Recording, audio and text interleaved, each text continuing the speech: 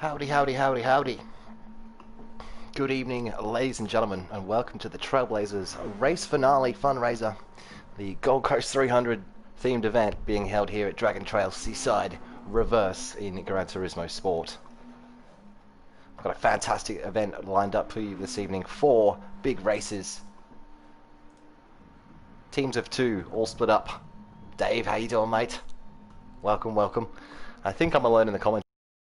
We will have people joining me, just checking. Oh, no, there's someone there. Who we got? Hey, mate, it's Rick here, mate. Just Rick Green, the boss of Trailblazers. How you doing, mate? Oh, mate, yeah, struggling. I've had no time to do any practice, so I'm on track now, just trying to get a couple of laps in. Should be good.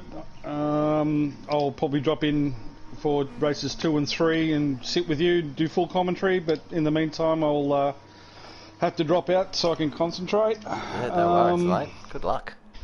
Yeah, I'm gonna need it, I think. I'm just gonna change the view. All good. Alright, guys, yeah, I will chat to you guys, race 2 and 3. Good luck with the call there, Dan. Cheers, mate.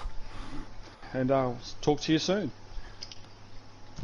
So quickly just gonna check some settings in the thing, just to make sure we've got all the audio right.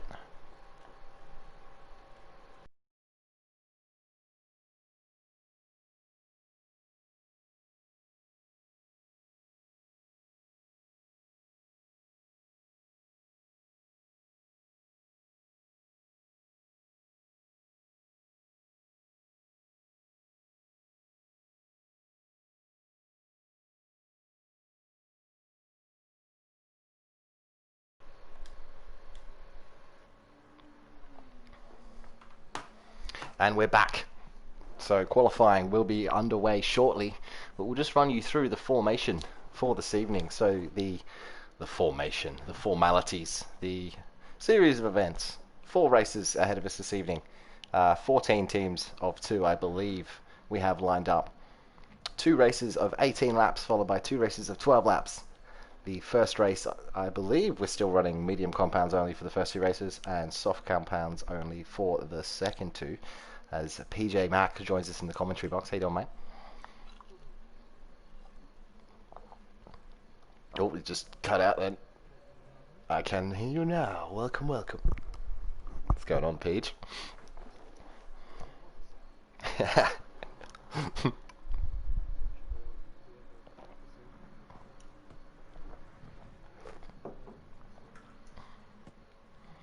Oh, welcome in. I think we've got S-Mitch coming in as well for the first one, which will be a nice cozy trio. We should have potentially have 2 sets of eyes on the track as well if S-Mitch comes in. So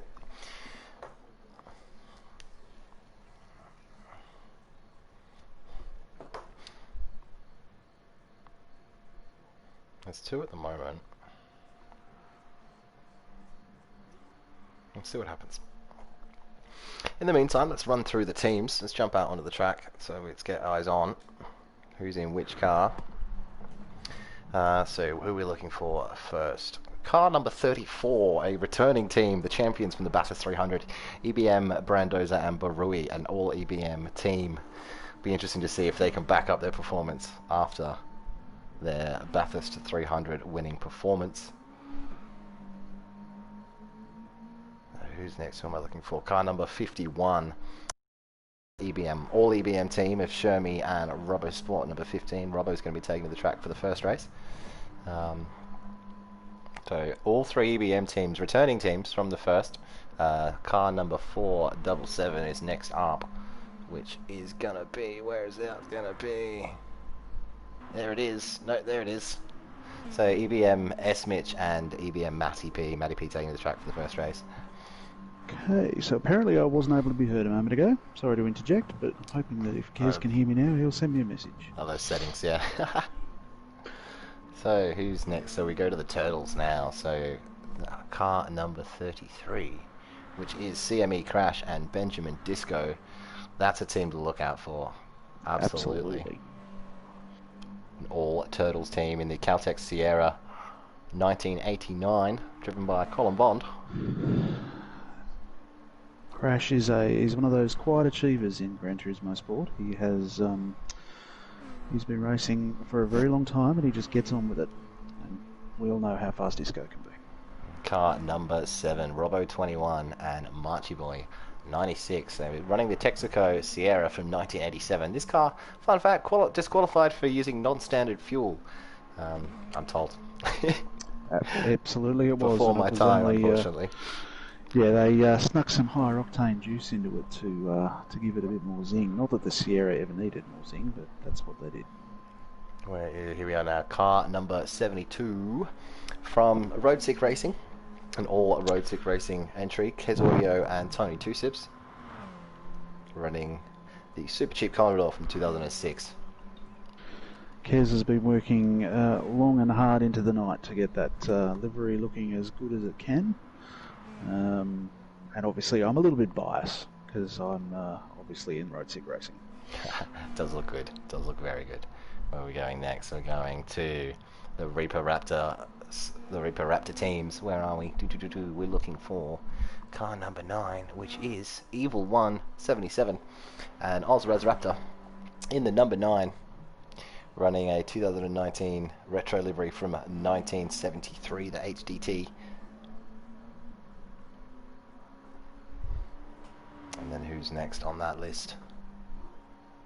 Car number 38.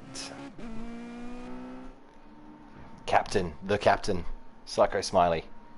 Mate, and the victor in our Group 3 race last evening, I understand. So we've got the champion in the Group 3 champion of champions. That's unreal. They're running the that fantastic Caltex livery with the VIP Pet Foods. Stone wrapped Brothers around it. Racing Ford. Stone Brothers Racing. 2004. And then car number 85. Where is it? Runners up at the Bathurst 300. DK 666 Racing and Millsy 85. J Millsy 85. Very interested to see what these two can deliver this evening. These two are very competitive drivers. There's no question about it. They're both very smooth. Millsy is ridiculously quick. It'll be interesting to see how they go this time around. I think they've felt a little bit robbed in that in the Bathurst 300, but let's see how they go this evening. And car number 888, the 888 Vodafone, a 1979 retro livery that was ran in 2012. Another Reaper Raptors in-house team, Lambos and Jopa. They're quick. Like don't count them out. No, there's absolutely no reason to count them out. Jopa has only just moved up to the main game this year from the Junior Cup and has certainly made his mark on the championship. He's again very smooth, very quick, and a bit of a demon under brakes, to be honest. So also sitting in the pit lane at the moment, car number 92, one of our two mixed ethnicity teams, if you will. One driver from the Reaper Raptors and one from EBM. Tricky Brewer from the Raptors and QE 97 driving first for EBM, driving the GRM Volvo Bathurst livery from 2014, the Valvoline edition. Yeah, again, really distinctive colour and a great livery from the guys there. I think that actually might be one of Rick's creations. See it just leaving the pits now to have a bit of a run. Good timing. Look at it, gorgeous. That's a great looking car. In fact, I think he's just there now with his with one of the other EBM cars done up in a very similar livery. Look like team orders might be a part of tonight if we're not careful. 30-second warning at the start of qualifying. That's the chicane of death. That's going to be the talking point this evening. The chicane of death is going to be unreal. I can't wait for it. This is probably the most loved and hated corner in Gran Turismo Sport, especially in the fantasy tracks, as this one is. Where is Rick's in the pits, but the final team, just to finish that up, car number 71 featuring the gnarly dude himself. We've got him online tonight to compete in the event. Rick Green draping in race 1. Absolutely fantastic. The And with the 1979 boss, Holden dealer team Torana, driven by Brock and Richards. yeah, and again, a great livery there by Rick.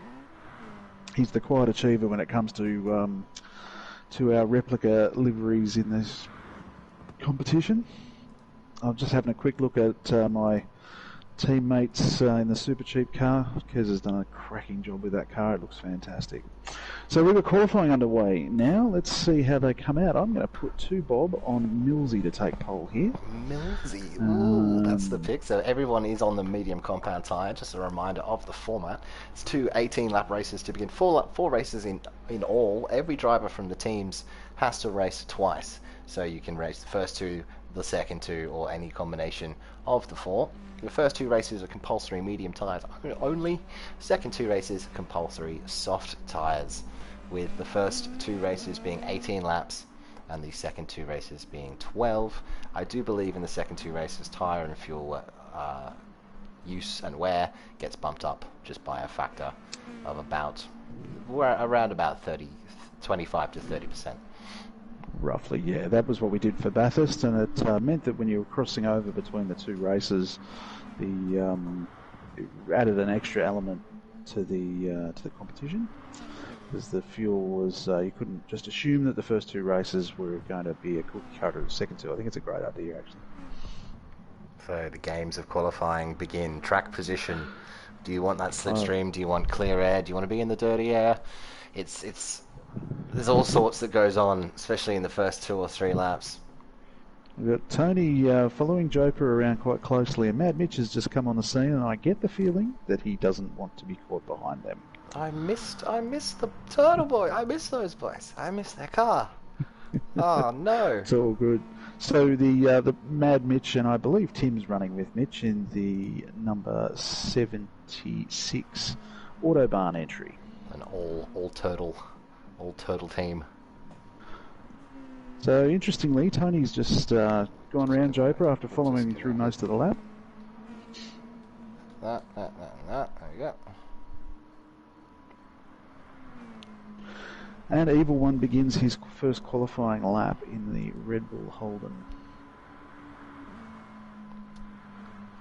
So with the format of the 4 races, we have qualifying, 10 minutes of qualifying to set the grid for race 1, and then finishing positions determine the grid for a rolling start for races 2, 3 and 4, in which in between the races the teams have the opportunity to swap drivers or stick. Evil One's just joining the run up the hill there after the very complicated and multi-lined double apex corner that catches a lot of people out. He had quite a bit of understeer into there. I don't know whether he might have been practicing more on the softs than the mediums, but he's got it all hooked up now. As we're on board, approaching Sector 3 with Evil leading the field. Seeing how it's done early. About to set the bar. Oh, he'll be the second across the line. Someone else is further ahead. My apologies. Brando's he's in the chat. What's going on, mate?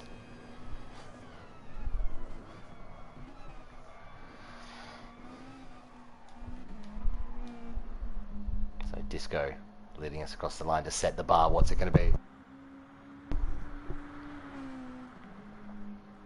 Piers Disco's on his outlap. We've got Evil One just about to cross the line, which the line's so late on this one has got a 140.258. So Rick Green, what can he get? What can he deliver? Looking to the tiny board, it's a 142.5. Looking to improve on that for sure. Mad Mitch comes across, sets a 141.1. Tony 2 sips a 141.2. Joper a 140.1, takes provisional pole. Captain Psycho Smiley comes across with a 141.1. Robo Sport 141.8. Barui 140.3 puts him in third. Millsy 140.6, fourth position provisionally, as they've all now completed their first hot lap. Robbo with a 142.9, QE 142 flat, and a Matty P with a 144.7. Well, Look how that all plays out for the first. Joper, unreal, They, up there. they are fairly close down to about 5th or 6th. Interesting to see how when they settle in on these tyres a little bit, how they come out at the other end. But Joper's lap was amazing. So, going through the And field. he's gone purple. Joper's purple again on Sector 2. So Joper, Evil One in second so far. Barui and Millsy in fourth. Captain Psycho Smiley, he runs it off the road on his second lap. Big wipe out there. That's going to affect Robbo running through. Yellow flags in Sector 2. And we have Joper up by 6/10.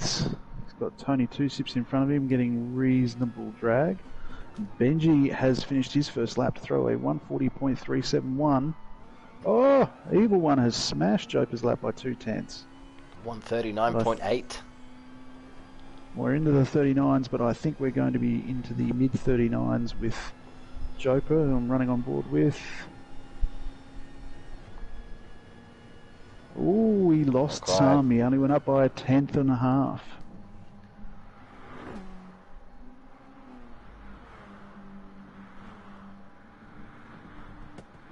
Millsy doesn't improve. Moves down to fifth. Evil One leading the way, setting the bar. Evil One is a generally a Lexus driver. Means the Mazda will actually suit him quite well because they're both very balanced cars. You find that when Evil's on his day, he is extremely quick. There's S-Mitch. He said he was going to jump in for race one. What's he doing? I sent him an invite. Rare. Hopefully his that comes in. How dare he? How dare he? How dare he ignore you?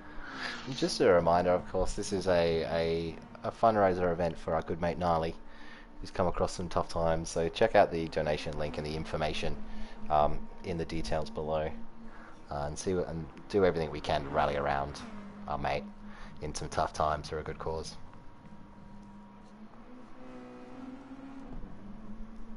Okay, Joper's thrown another purple at the end of Sector 3. Mitch has jumped out of his way.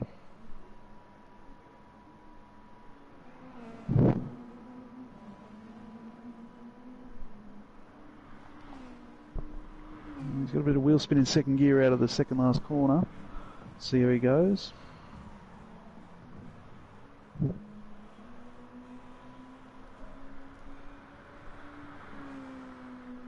Oh, look at that. Held his 0.5 reaction, and oh, he's gone off at the end of the straight. I think he's so excited.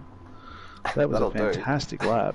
That'll do. I think sends it back in, and he's going to take a fresh set for one final. Millsy's jumped into the 39s, just with a 139.939, which has a particular ring to it, throwing himself up into third place.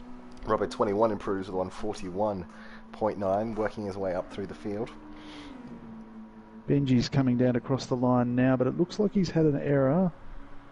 No, my apologies, that's an outlap, so he's just starting his flying lap.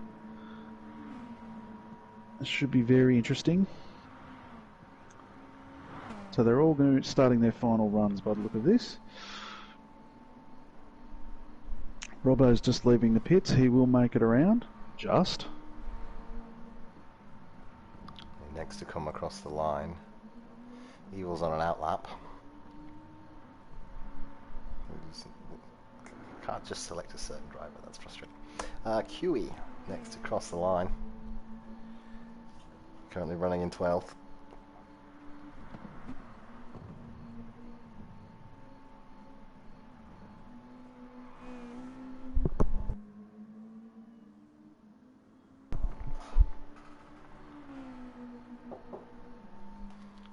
Approach the time for one more roll of the dice. QE's penultimate qualifying lap does not improve. Okay, Millsy's coming onto the straight now. He's got a good slipstream from behind the Volvo of Matty P. Let's see how he goes. Matty P no improvement, but he will. But not a position. So Millsy's got one more opportunity. 45 seconds to go in qualifying before they're allowed to cross the line to start their final lap. Looks like Benji has improved on a green time from his last sector time. Let's see how he goes as he crosses the line. Oh no, missed out by 4/100ths from improving his lap time. Millsy's not going to improve as he was held up through the chicane of death. Oh dear. Have a yellow flag in Sector 2 as well. Matty P runs it wide in the first turn of Sector 2. Well, how's this all going to shake out? Jopa still in the lead by half a second. Mitch not going Mitch to improve. has pulled out of it. Yep, he's not going to go any better. Being shown blue flags. Evil One now on his run to the start finish runs it very wide. Oh, he's run very wide over the ripple strip there. What's it going to be on the timing board? Can he improve on second position? He's on the Oh, front this row looks at the moment. quick. Oh, Doesn't improve, he's dropped just 8/100ths. So Millsy's not going to improve, we know that. But Rui currently in 5th. QE sets a 141.1. Not enough to put him in the top 8 at the moment. Can Psycho have a bit of an upset here as well? There we go. Benji's coming into the second last corner. But Rui does not improve. Matty P across the line, no improvement. Jopa, final lap, no improvement. Who else is there? We've got Benji just coming across the line now, and he's not got going to it. improve. Improves but not a position. Actually, he did. My apologies. I didn't see that. I was looking at the red numbers next to his name, but he didn't pick up a position. He's only missed out there by 36/100ths of a second, which is pretty amazing. Did you get in the lobby, by the way? Did I? Yeah, I'm watching separately. Yeah, fantastic. Sorry, mate. No, that's good. That's good. 2 sets of eyes is great. Yeah. It just means that sometimes when you're talking about something you're looking at, I'm not with you, but it's okay. Well, I try to flick both ways. Actually, I might. Yeah, anyway. Cool. All right, so the Qualifier has qualifier has ended. We're now into the first race, which, of course, our qualifying team members Still must straight in. partake in. Oh, hello, that's loud. Right. Let's run us through the grid as quickly as we can before we get underway. On the front row, setting an electric rat, Jopa 88 and Evil One 77. Millsy and Disco make up the second row. Barui and Tony Two Sips, Mad Mitch, Robo Sport in 8th. That's your top 8. So we're going to run down into turn 1 of Dragon Trail Seaside for the first time of 312.5 kilometers. What's going to happen as we wait? We wait. It's lights out and away we go. We are underway. My apologies, talking over the top of you. Great start from Robo Sport there. Evil One's also got a great jump. He's on the outside. Be interesting to see how this pans out. So they all come around 2 by 2 around the first corner. Benji's also had a good run. He is alongside Millsy. Now we come up to the most difficult part of the race. Everyone into the chicane of death. Please, everyone, make it through safely. This is going to be glorious. Oh, we nearly went 2 by 2 with Tony Two Sips. Right at the front, Jopa's making the move down the inside of Evil. Evil shuts the door.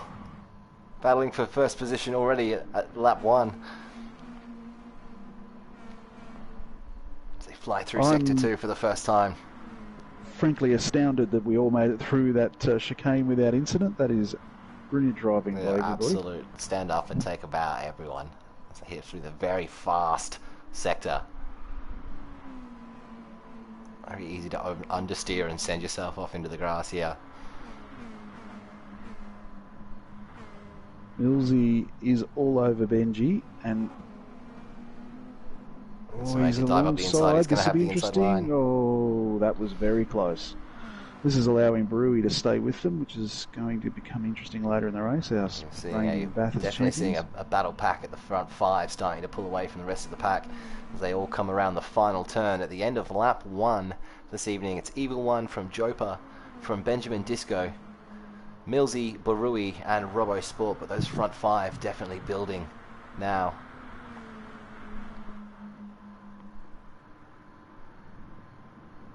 Oh, Brewy's going very close. Oh, that was very close to the back of Millsy. Managed to pull off. Well, we've got Joper's Joper gone wide. running wide. The Evil One has taken advantage of that, as has Benji. Millsy and Joper are side by side, heading towards the chicane of death. Oh, Benji was a bit loose through there, misses the wall. So a change at the front. Evil One is pulling a small gap.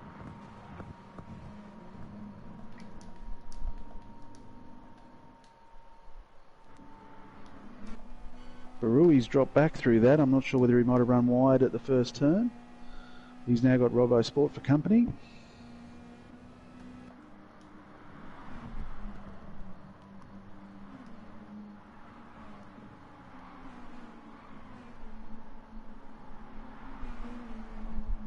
And Joper actually has front end damage. One front wheel and front aero. Interesting to see how he deals with that, whether he pits this lap or whether he tries to maintain it. Disco and Millsy having a bit of a battle. Evil One's getting to just escape a little bit down the road. Yeah, it'd be better if Disco and Millsy worked together for a little while to stop that gap increasing. He's now at to a lead of 1.4 seconds at the end of lap 2 of 18. Millsy's got a slipstream on Benji. They're going to be side by side into the braking area. And Millsy looks like he's got it done, as long as he doesn't run wide. Just go looking for the car. Hope he doesn't have the drive. Nicely done. And Joper hasn't pitted, so he's going to try and push on through that damage.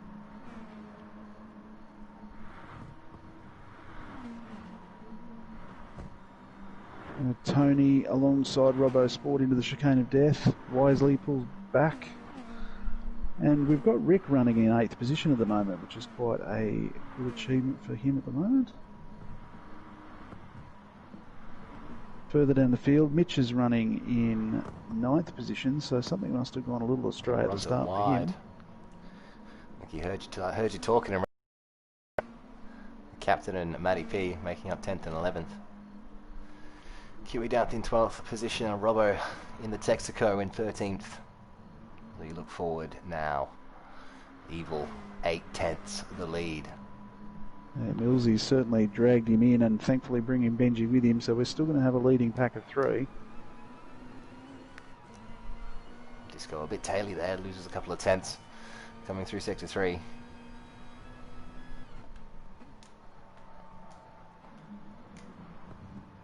It'll be interesting to see if Millsy can get... Oh, and with Evil's quite wide over the ripple strip, he won't get a penalty for that one.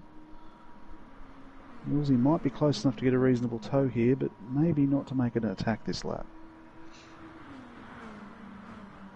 5/10 and closing. Puts in a purple lap. Definitely not close enough to make the move, just tucking into that slipstream. Contemplating his options. 139.8 for Millsy, which is pretty impressive if you compare it to the qualifying times. I hope he's looking after his tyres.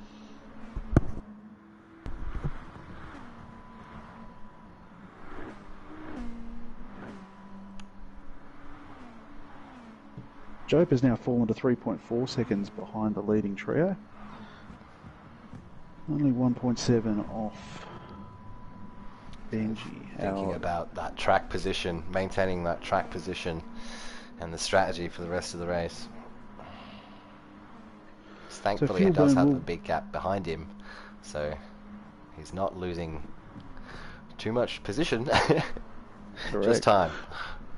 Fuel use will be very entertaining through this this race. They've all used about a quarter of a tank of fuel. Interesting on the basis that I think some of them, especially Disco, will be probably trying to make it without having to without having to add fuel to their cars. Benji's renowned for being very frugal on the fuel. It's Tony. He's closed in on Robbo now.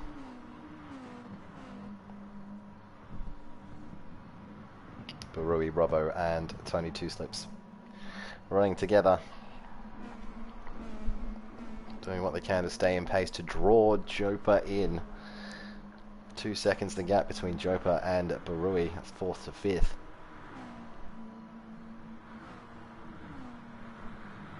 Joper 3.6 off the lead. Evil One now 9 tenths, 8 tenths ahead of Millsy as they come around on lap 5 of 18 of race 1 of 4 of the Race for Gnarly Dude fundraiser. Mitch is almost 5.5 seconds behind Tony now. Quite surprised by that, to be honest. Mitch was right at the front in the last two finals over the last two nights in Group 4 and Group 3. Oh, he's had a tag at the wall there as well. He's not got any damage though. And Psycho is starting to eat into that small lead that he has. Well, there's Barui, Robbo and Tony. They've all closed in on each other now. As we're going to go hover over the back of Tony Two Sips as they approach the very fast, flat, almost flat middle sector. This is where Trailblazers has really started to lead the pack in fair, clean and fast racing. Barui's ran wide. Barui's run onto the... and it looks like Robbo's probably going to get him here. Robbo's got it done easy. Yeah, Tony's going to look for done. the switchback. Barui defended from Tony. Barui's ran wide. Tony's got the inside run. Has to lift a little bit over the curbs there. Probably too far behind now to send it into the final chicane. Robbo's cheering and he's off.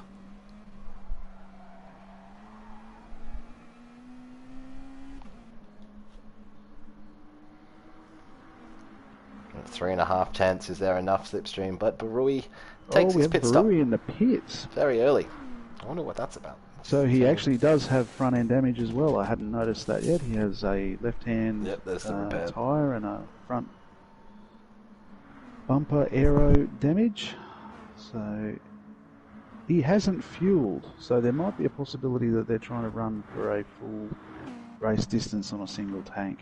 Matty P comes right up behind his teammate. Let's see how the new tyres treat Barui. Matty P obviously up to temperature, so through the chicane of death first time can look a little bit hairy on brand new tyres.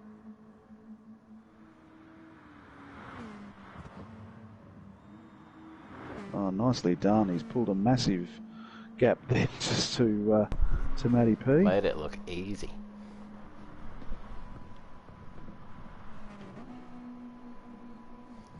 So there's a bit of space happening at the front. We've got Evil's a neat second in front, pulling purple sector. Sorry, Millsy's pulled a purple sector, my apologies. Benji's sitting at about 1.8 seconds behind.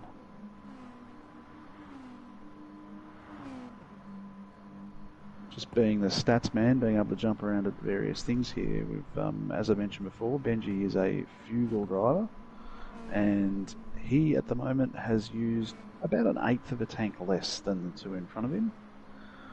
So that may become crucial in later stages of the race. Oh, very much. If you can jump, if you can get the job done in the pit lane, it just saves you so much drama, so much risk. Absolutely. Also gives him much more options when it comes to being able to run a bit harder at the end and not have to conserve that fuel to make sure you make the line without having to make that stop. So Evil One is starting to stretch his legs right now. Out to nearly a second and a half. Millsy is... oh, and he's in the wall just gently there. It's cost him half a second. Cost him half a second, and thankfully no damage though.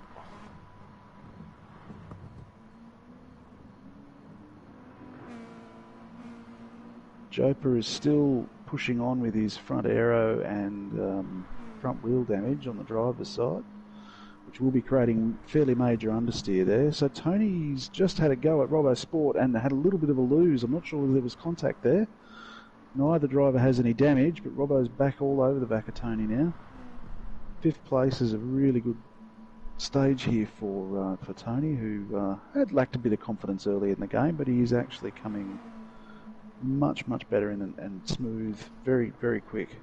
So Robbo shows his nose, but too far back to set it up, going into the first corner of the 3rd sector as they fly back down the hill now towards the start-finish straight with the final chicane in their way. Can Robbo set up his exit and get the job done down turn 1 at the start of lap 8? This is a battle for 5th and 6th position.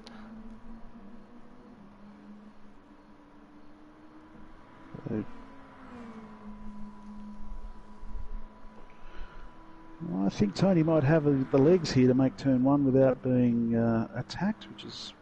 Yeah. Too far in front. As we go, Millsy's now caught evil. He's right on his bumper as they go through the chicane of death.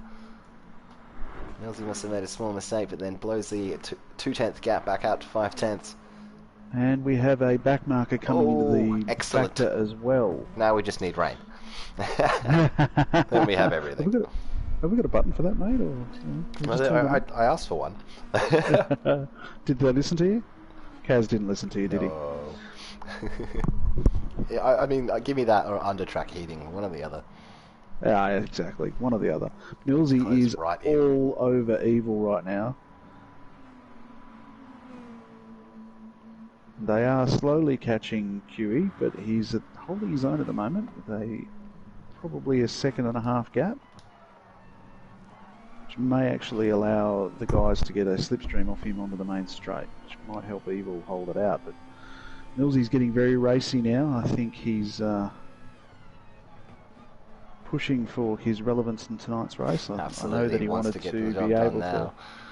He definitely. Here we go. Evil's wide again, and the back markers come heavily into it.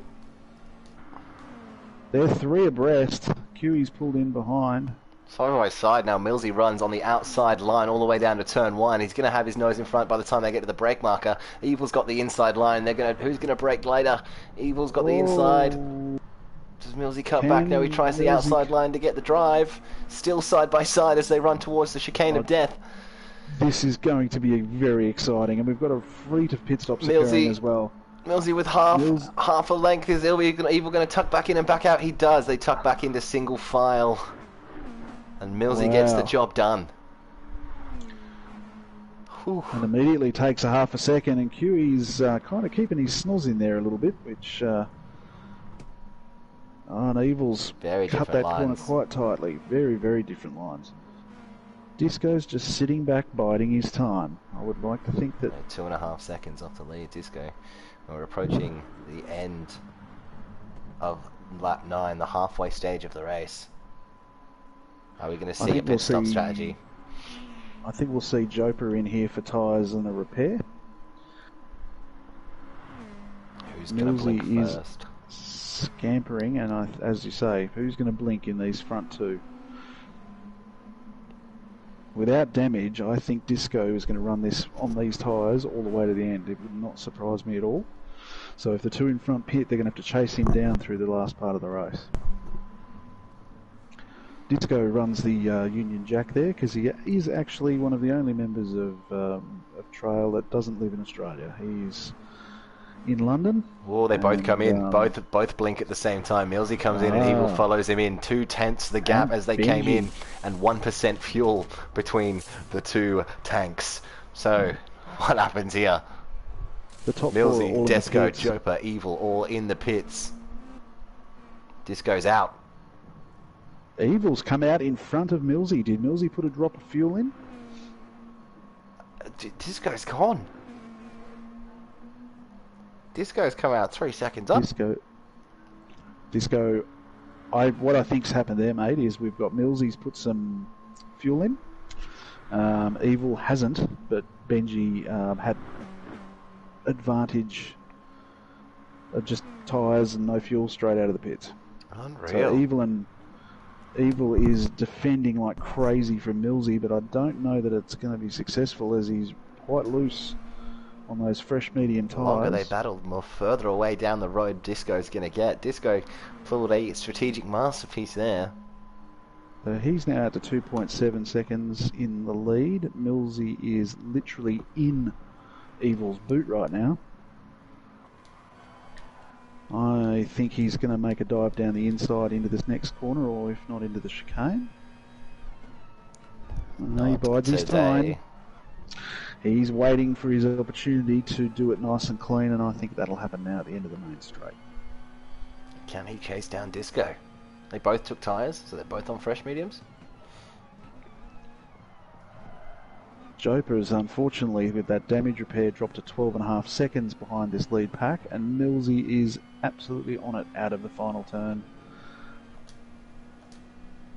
He's gone to the outside again. Evil's positioned his car. That's the widest Mazda 6 in the planet right now. Who's the last of the late breakers? Let's see if Millsy can get it on the cutback. No. Oh, I think he's got a better exit, but he's not going to have the pace to get in front of him by the time they get... Oh, he's sticking side by side. Oh, I'm really nervous. So get a chicken here now. No, he backs it out. Off. Unreal. Whoa, both cars whisker from the barrier. Is he going to send the lunge down here? Not quite.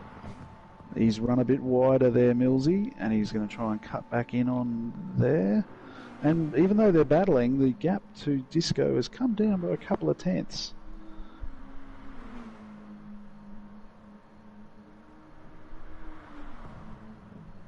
There's not a lot of space to get anything done through the far sector too. Get a better exit, you look to the inside here and send the lunge. Ooh, not quite. Millsy thought about that, but again, Evil's positioned the car so that that's not an option. I can't turn away from this current battle, mate. I want to go and look at what's happening down there. Tony, yeah. Just looking at the list on the screen there, it looks like Tony's maintained that lead over Robert. Oh, and as I say it, he's just been overtaken. I've put the commentator's kiss of death on Tony. I feel terrible for that. As Millsy and Evil chasing down Disco hit the start-finish straight for the start of lap number 12. 2 seconds now between third and first, but Millsy looks to the inside. The fastest lap. Evil shuts the door. Millsy's got the inside drive now. Millsy's got a much better run this time. Now they're going to be side by side approaching the chicane of death. We're down to 1.7 to Evil. This is going to be very tight. Millsy's going to have to pull in behind again. He's going to have to sit there and find out where Evil is weak enough in a position on the track where he can actually get past. Disco's had a shocking run through the chicane of death. 1.2 seconds the gap now as Disco picked up damage. Millsy's on the inside. Oh, a little bit of contact there. Oh, Millsy, that was a very gamey throw. Right, I've just worked out how Disco managed it. Disco hasn't changed his tyres. Oh. He's on worn rubber. Oh, he just come in for a splash and went. He must have had a small splash of fuel, so he's made a complete liar out of me. I wonder if he can maintain run onto that the distance. dirt. This could be the time. Looks to the inside. He's on the Brakes inside. late. Shuts the door again. Evil is one of the latest breakers on the game, as far as I can tell. But Millsy's starting to show a little bit of impatience. I'm hoping that he... oh, there is a whisker between those cars into that chicane. And then there's another back marker in play. Yeah, and it's QE again. The pit stops have put him in the position where he obviously hasn't pitted. Disco now 1 second lead. The front two, the second and third are now in the slipstream as Millsy looks to the inside. It's going to be squeezed. Evil's going to squeeze him in. Best situation so far. Brakes much later. Usually late on the brakes, and closes up to within a half a second of Disco in front of him. And it looks like he's got it done. Let's see if he can maintain that gap. There's a back marker as they approach the chicane of death. Evil shows his nose. Ooh. That's where the car in front gets quite nervous, because any attempt to overtake into the chicane of death is going to end in tears. Oh, there's two cars. Ah, the Texaco. Oh, looks like the Texaco car has very nicely got well out of the way. Millsy tries to send it around the outside of Disco. A little bit of contact there between Disco and Millsy. Taily contact. Oh no, Disco's off. It's fallen to pieces. There was a little bit of contact between Millsy and Disco. I'm not 100% sure how that happened, whose fault it was, but Disco, then that little bit of loss of back end sent him into a violent fishtail. Millsy's got through and got away, and Evil One has unfortunately taken a hit as well. Damage report, PJ. We have a damage report on Disco, his front and rear aero, as well as both passenger side tyres. Evil One has no damage, luckily, and neither does Millsy. Unfortunately, Benji is limping his way around because that's going to impact on the car in a huge way. He's got 9 seconds over Joper, so without having to put fuel, he might put tyres and repair if he goes in. I don't think... Evil's ran it wide and lost his tail as well. That's going to be a massive time loss at the start of the straight. You can see the gap opening now. It's huge. 2.1, 2.2. QE's racing, which he really, with due respect to QE, shouldn't be doing. He's being shown blue flags, so he should be staying out of the way. And Benji is in the pits. He is changing tyres, so he'll have fresh medium rubber. Definitely want to see a replay of that in between races, because I I think believe you. there's been some contact there between Millsy and Evil. No, So Millsy and Benji. Millsy and Benji, yeah. Yep, so Benji's now come out in seventh place, my apologies, 21.8 seconds behind the leader. We also appear to have had a bit of a fall in whether Tony just pitted again. He's unfortunately dropped down to 9th. Rick Green running in 10th. Matty P's pushed himself up to 11th. Mitch has had a moment through the chicane of death. Falls down to 8th so position. Excited he can hardly speak. Oh, and he's got severe damage. Oh, Tony sent it round in the chicane of death as well. The chicane claims another life. Oh no, and he's got the same. They've both got extensive front end and engine damage. Oh, what a shame. Struggling to turn it round. So Tony's much having damage. trouble getting it. He's got not enough damage to do the power spin around. He's had to pick up reverse. He's just done his rear aero, unfortunately, trying to get it turned around. Tony, that's an absolute tragedy, mate. Go back through the field now. Rick Green in 9th, Mad Mitch in 8th.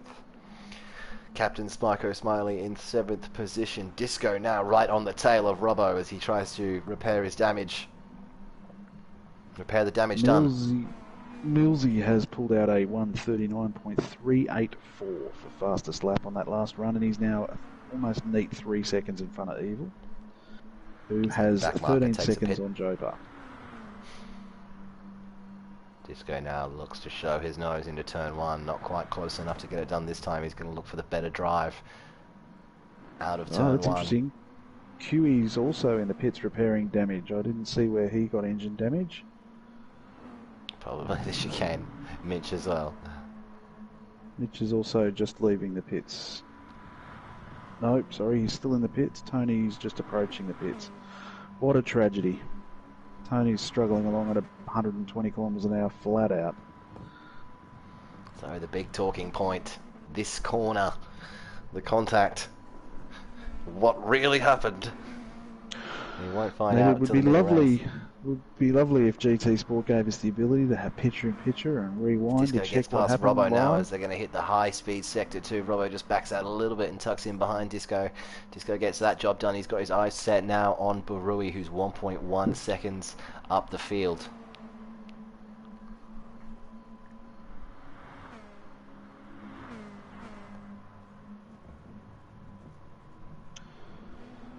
With 3.5 laps to go here, there is a chance Benji could put it back on the podium. Roughly 7 seconds. And there's something going on down here. There's Tony and Matty P battling for position as they hit the chicane of death. 3/10 to gap. Tony's going to be on a fresh set. And in fact, Matty P's running front aero damage, which will be impacting on his turn inability. This corner here is especially vital, having good front end. That tightening double apex. So Disco now closes the gap to a second behind Barui. He's now in the slipstream zone. Robbo's still in touch, still relevant.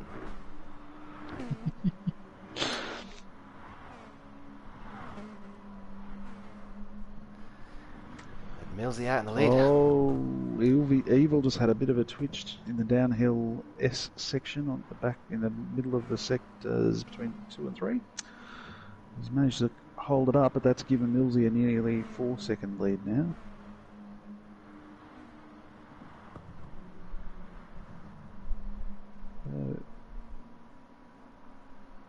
Robbo has Mitch for company here, getting the blue flags again. The Texaco car.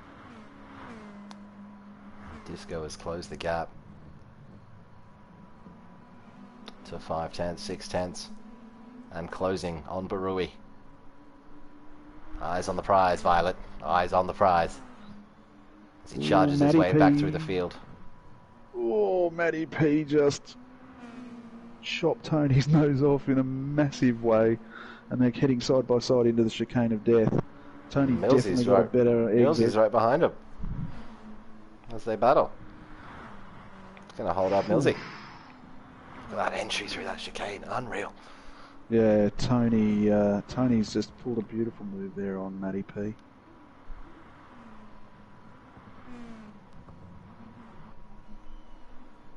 Millsy 5 seconds ahead of Evil. Evil 12.5 seconds in front of Jopa. Jopa 6 seconds in front of Disco. Disco's got past Barui. Ooh, Barui shows him his nose on the way into the chicane of death.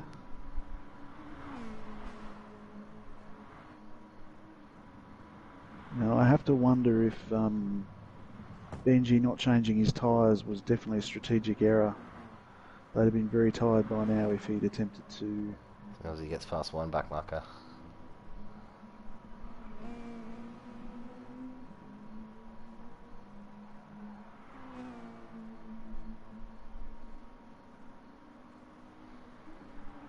Well, Tony's definitely got the pace on Matty P. He's pulled out 3.5 seconds in that one lap. There must have been an error there we missed. Disco runs it wide on the approach to sector 3, invites Barui back to the party. The gap closes back down to 4 tenths, 5 tenths. Disco pulls away, back up to 8.5 tenths. As Millsy crosses the line to start the final lap with 4.8 seconds over Evil One.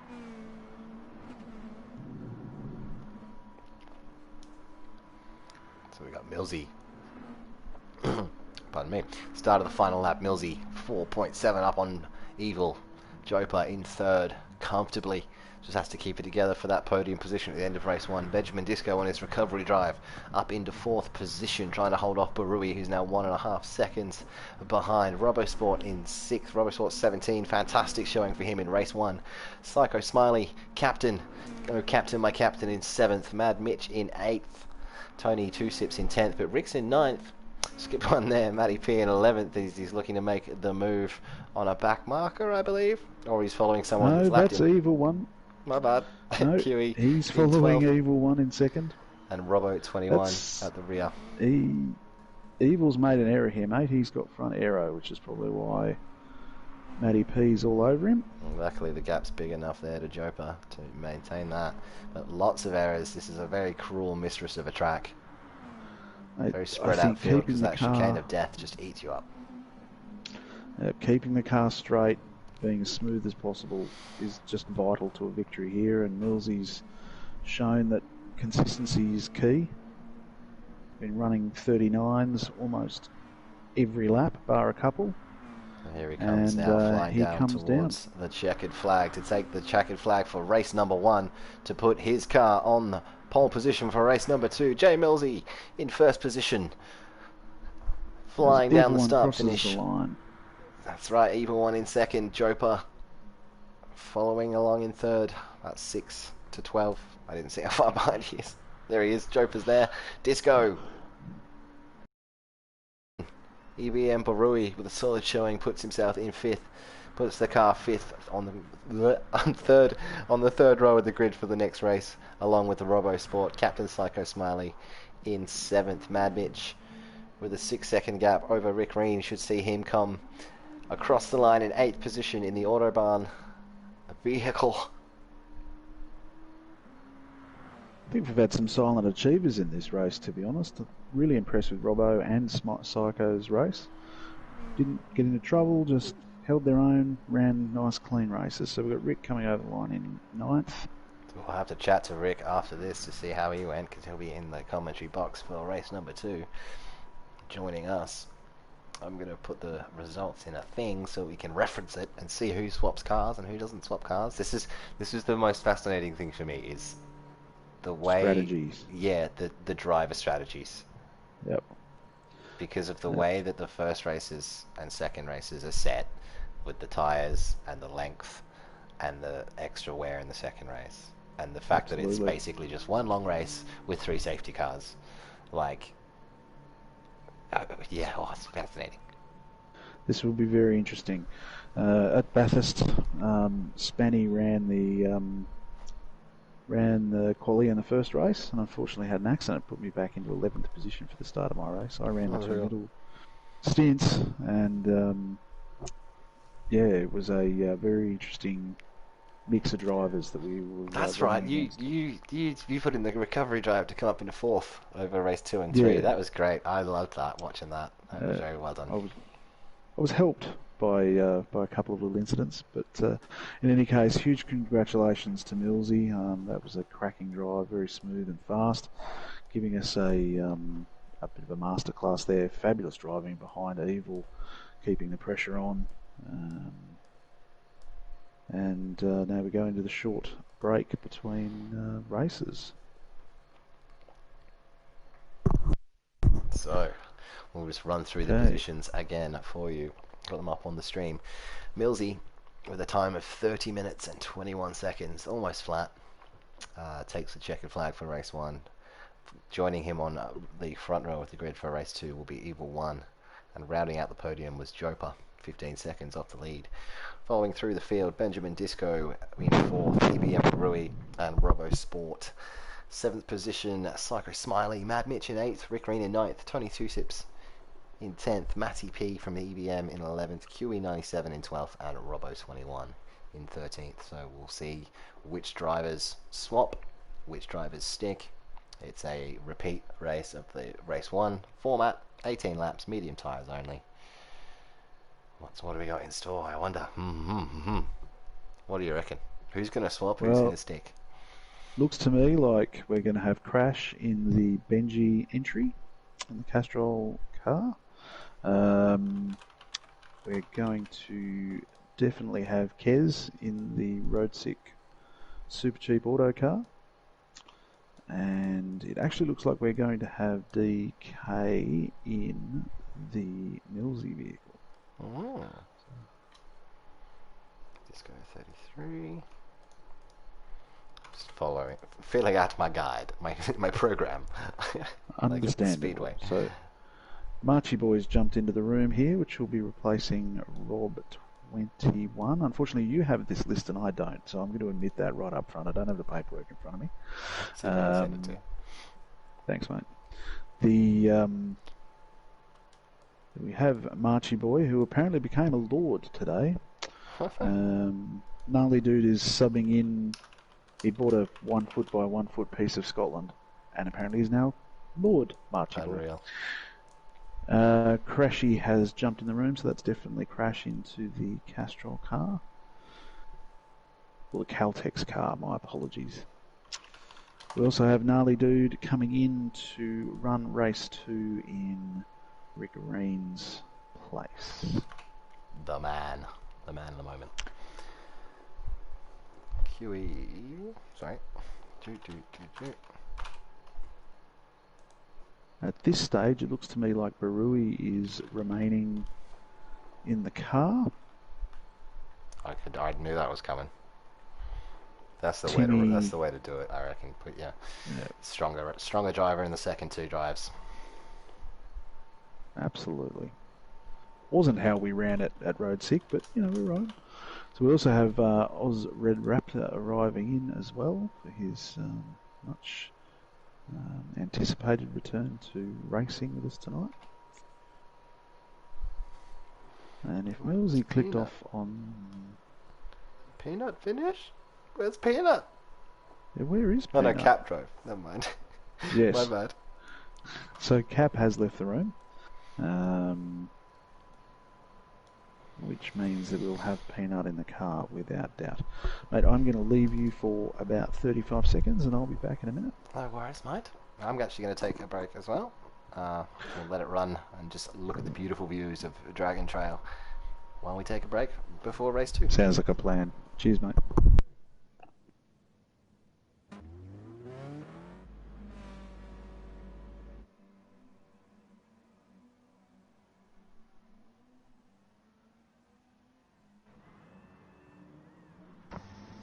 Rick, mate, how you doing? Hello, Gentry. How is everybody? Oh, fantastic. I think PJ's taking a quick break. I'm going to have a quick break. PJ's going to be back in like a minute. Great racing, Fair man. enough. Is PJ staying in the lobby? Because if that's the case, then I'm going to have to step out because we haven't got space for the three of us. Oh, you'll have precedence. It was programmed, so I'll get him to do that. Yep, too easy. He'll come back real soon. Yeah, I'll go for a quick break. Yep. Carry on. No Take worries. it away. Thank you, sir. Thank you. Currently on board with Narly as he does some laps. Yes, he needs to do some laps and practice. Taking a breather after, 2.5, not even that, of practice beforehand today. Been very busy setting all this up today. Ninth position. Reasonable. Made a couple of mistakes myself, but all in all, not a bad run. Hope the coverage has been good. In a few minutes I'll run through a bit of a thank you list to those that have already contributed to this cause with some generous donations. I don't know if the guys have mentioned or not, but donations can still be made via our website, trailblazeresport.com. You'll see a special event tab on the far right hand side and a donate button there where you can donate via PayPal. Narly and his family currently are living in emergency accommodation. Due to COVID and other circumstances, they've really fallen on hard times. Currently in a single room with a kitchenette and a bathroom. Narly, his wife, and their 8-year-old son who has Down syndrome. So it's a bit of a small box to keep an 8-year-old, let alone one with a disability, in check. We're hoping to at least give them a little bit of a leg up and hopefully get them into more secure accommodation and set them on their way to getting a replacement car for theirs that blew up recently.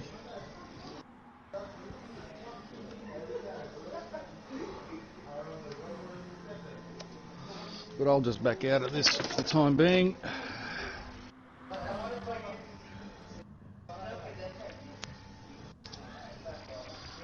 So that everyone can step in.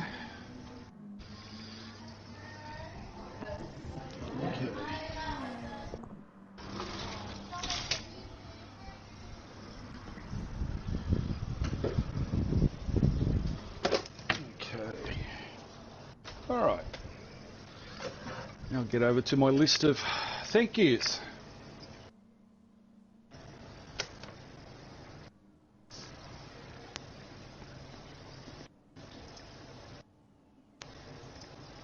Alrighty, we'll start at the bottom of the list, work our way up.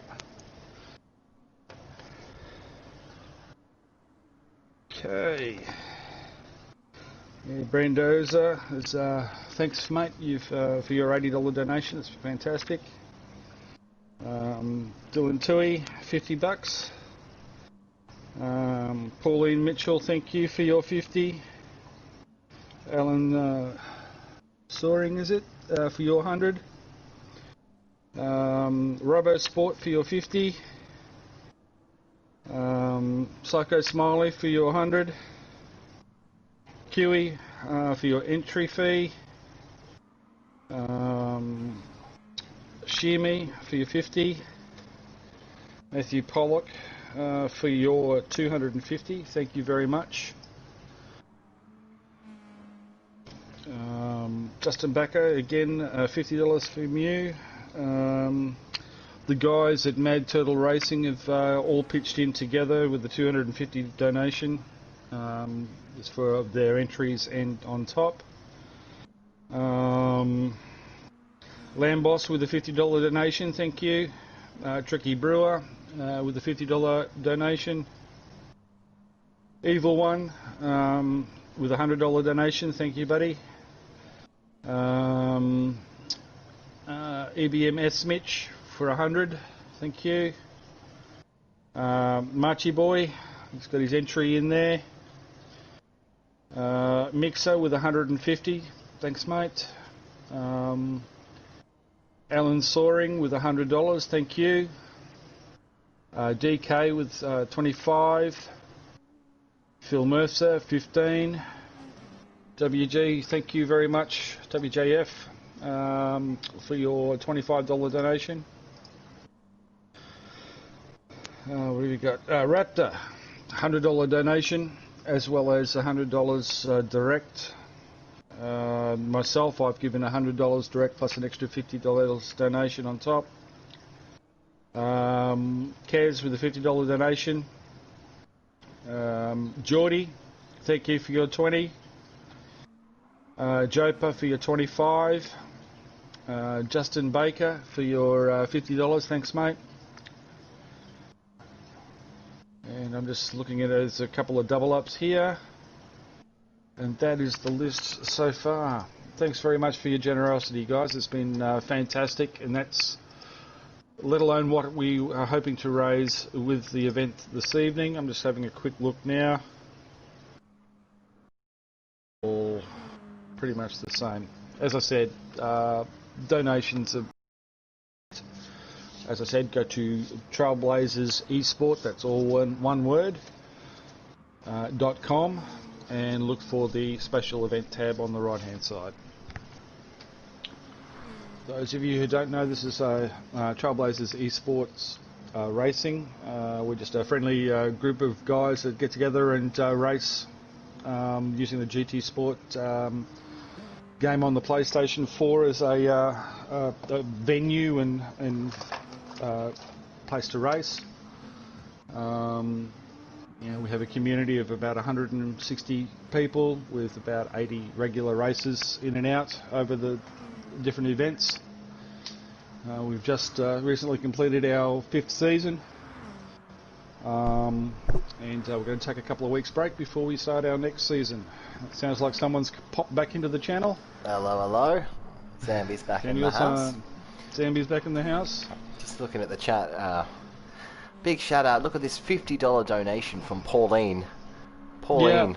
Yeah, I've just run through the list, mate. It's fantastic, isn't it? That deserves another mention. That's just come back and I didn't know. Yeah. Yeah, no, it's great to see that, even mums of some of the races have contributed as well, and we appreciate that very much. It's going to a great cause, young families struggling in these COVID times.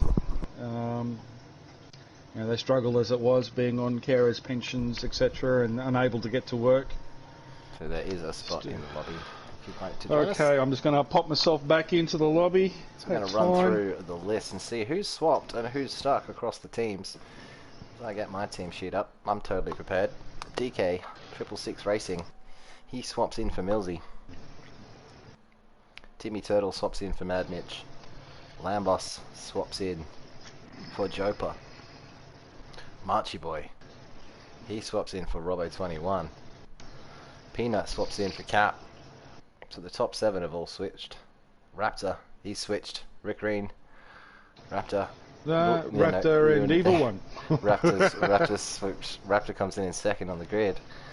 Yeah. So the top 8 have all switched. Narly, top 9 have all switched. 10, 11.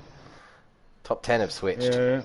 Matty P and QE are the only 2 that have stuck in there. Narly's coming for you. He's starting in 9th. Kez Audio, he's going to start in 10th. He's come in for Tony Two Sips. And Marchy Boy's coming for Robo 21. So everyone but, yeah, that's right, those 2 drivers have swapped.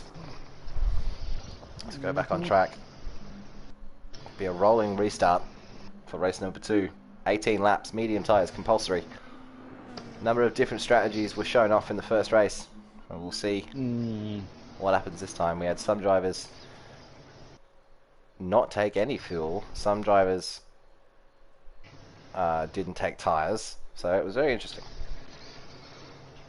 You could make it on a stretch with a good fuel and tyre strat to no-stop it. Obviously conserve your fuel, etc. But as soon as you make an error and hit the wall and get damaged, you're forced to pit. So unfortunately, that has happened to me. Oh, I think it and not happened to in, and almost everyone. It was not in the brutal. chicane of death though. That's Oh, no. the silly part about it. It was the other chicane leading on to the main straight. Unreal. Yeah. It It's just just- claimed so many people. There was.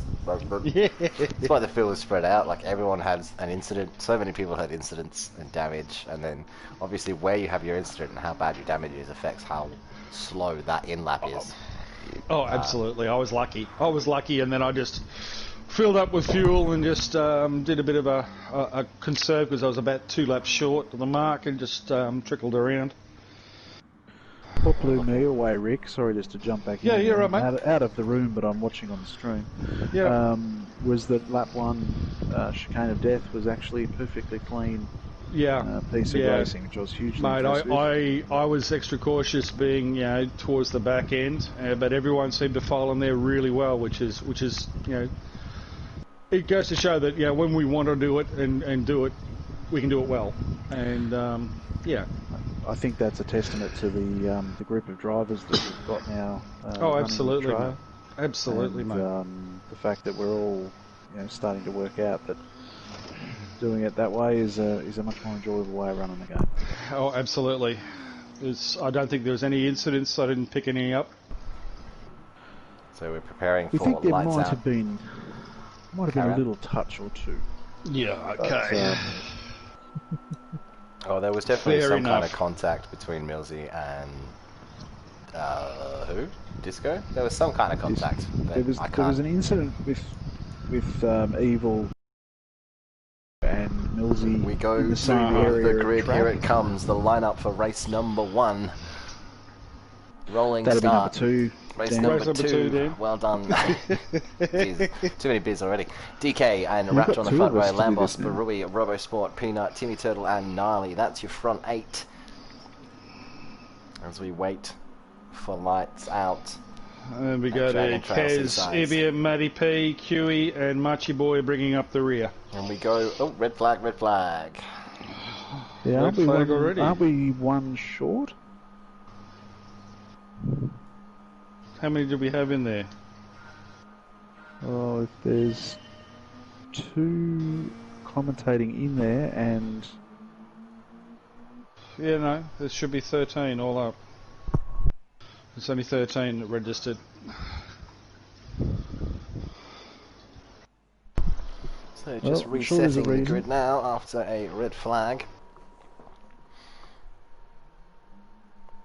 A short delay before the continuation of race number 2 of the Trailblazers, a race finale, dude. Gold Coast 300 being hosted here at Dragon Trail Seaside. it looks like Reverse. Robosport wasn't actually ticked in. Ah. So there was only 12 entered players, and now we have Robo in and 13 registered in and ready to go. We'll try again. Play it again, Sam. So car number 85 and number 9 on the front row, 888 and 33, and the second row, EBM Barui and Robosport make up the top 6 as well. Raptor looking to capitalise on the second row start. DK hoping to get away from the field. As we go green at Dragon Trail. Not quite. That's just the rolling start. Warming up the tyres. I knew there was a delay to YouTube, mate, but I didn't think it was quite that bad. Yeah, it's about You 4 had to me 5 worried there. seconds. It's about DK 4 to 5 leads seconds. us away, man. and they all tuck into the slipstream as they all run down to turn 1 for the first time of asking. Ooh. Contact there between Peanut and Timmy Turtle. Tim, yep, diving up the inside. Oh. They've all decided to file into single file. They'll run through the chicane of death for the first time. Peanut, Timmy Turtle, Narly, Cares, all bumper to bumper. They flick back forward.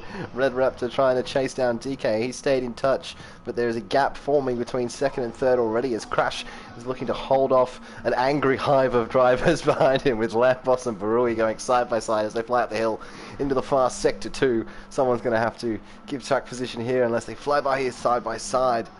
Barui shuts the door on Lambos. As DK and Raptor start building that gap. It's a 1 second gap now between second and third position. And DK starting to bridge a gap between Raptor as well. We've got the two Volvos in the rear of field bumping each other. Side by side. All the way through the top hairpin. Timmy Turtle loses out. Kez tucked right behind Peanut. I'm not even racing and I'm holding my breath. Gnarly dude, the man of the moment. He's tucked in 8th position. About 20 metres away from 5th. As DK completes the first lap, 1.2 seconds ahead of Raptor, Crash, Barui, Robo Sport, Lambos. Gnarly sends it up the inside. Peanut sets it up the inside of Lambos. And we're going through the chicane of death for the second time. Bumper to bumper.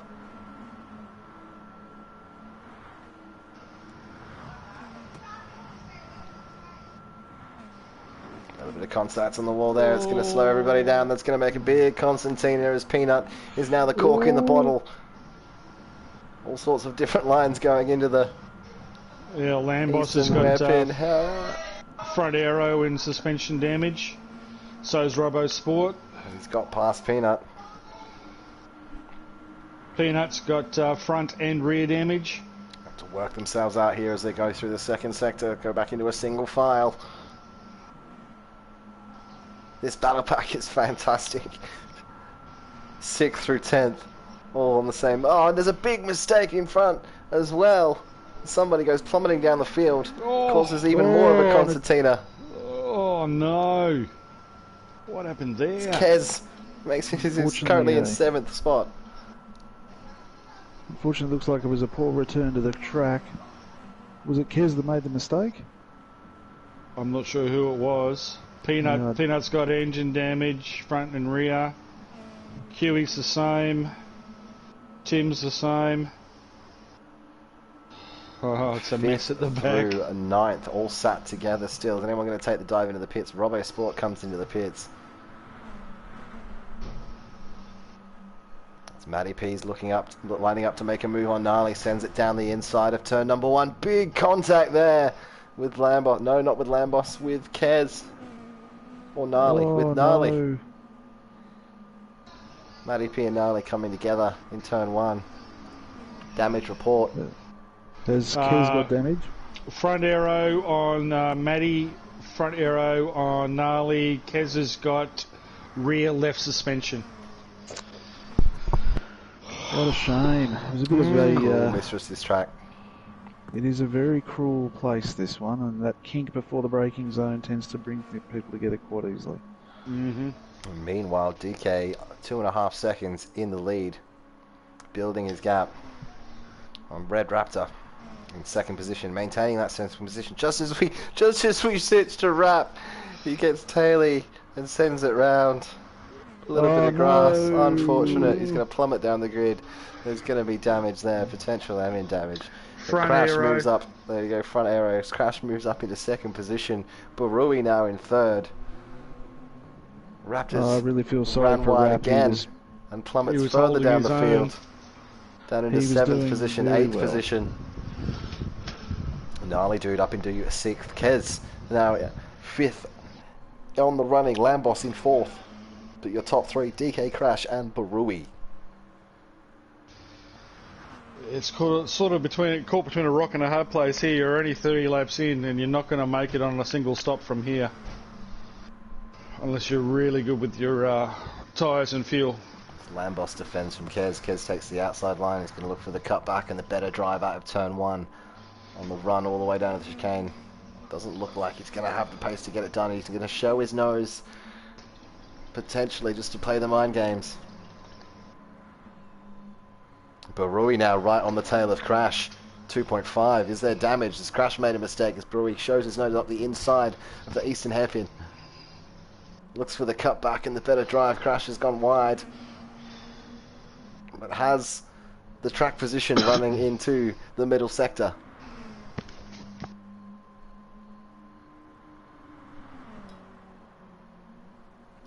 Look at these two. Barui just backing off through the faster sector as Crashy runs it wide. Crashy. Oh, got away with it. No damage. Oh, just a slight touch on the We've wall. seen it time and Yep. time again at this circuit. We've seen it already in 22 laps of racing. It's just not kind. It is not a kind track, especially not this way. The other way, the walls can be a little easier to avoid, but going in reverse, you do have that unfortunate bits of wall sticking out. DK maintains his first position on the grid. Barui's moved up Lambos from and fifth. Kez are still running, and actually even Narly is running. Ooh, well, and he does a spin. Narly spun in 7th. Now he's got front and rear aero. Raptor takes that opportunity to move up into 8th position. Yeah, Matty P, Kez, Lambos are all running with damage at the moment. They've decided to just grin and bear it. Marchy boys into the pits. So DK now with a 7-second lead almost. After Millsy put the 85 on the front row after race 1. EBM Barui's put the 34 from 5th to 2nd without changing drivers. Crashy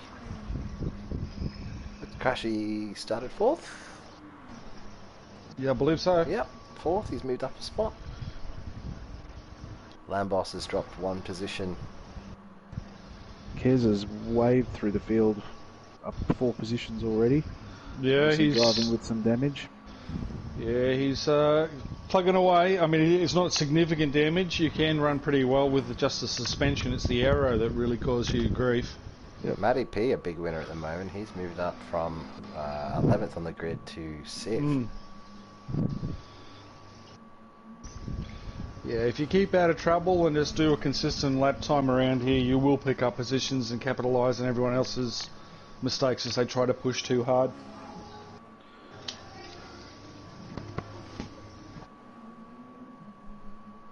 Kez is starting to push Lambos a little bit here.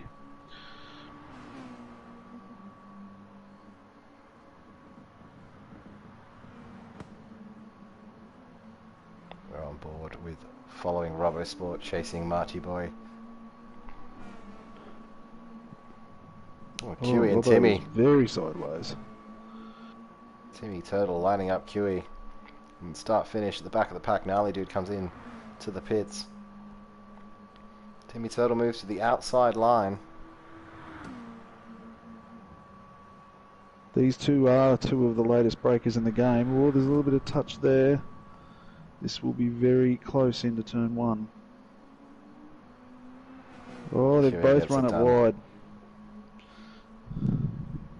Still right behind, defending on the approach to the chicane of death. Whoa, he's put himself on the outside line into the chicane. This is going to cause some drama as he runs it wide, has to slow it down, pulls it up just before the barrier. And QE escapes down the road. Whew, again, Peanut. holding breath. Gaining on Marchy Boy. That's Lord Marchy Boy to you. Lord Marchy Boy. Raptor's had another mishap as he's plummeting down the field. He's lost pace. Caught up in traffic between Peanut and Marchy Boy. Ooh. Sorry, I shouldn't just make noises like that, but that looked really, No, it's fine. uncomfortable. Peanut shows his nose. Raptor's still defending. It's like he's lost some pace from damage potentially.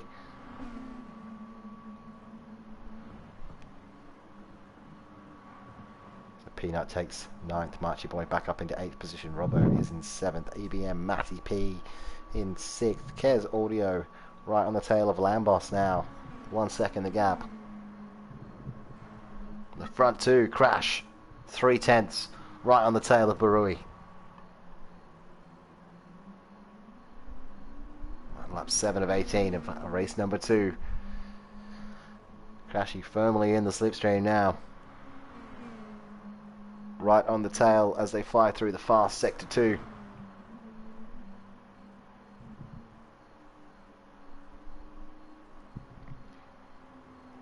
Wants to take the inside line.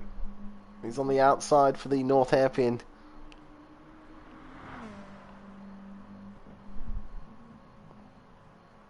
Shuts the door and gets the job done. Well done, Crashy. Crashy by name, but not by nature. DK has disappeared 9.3 seconds down the road.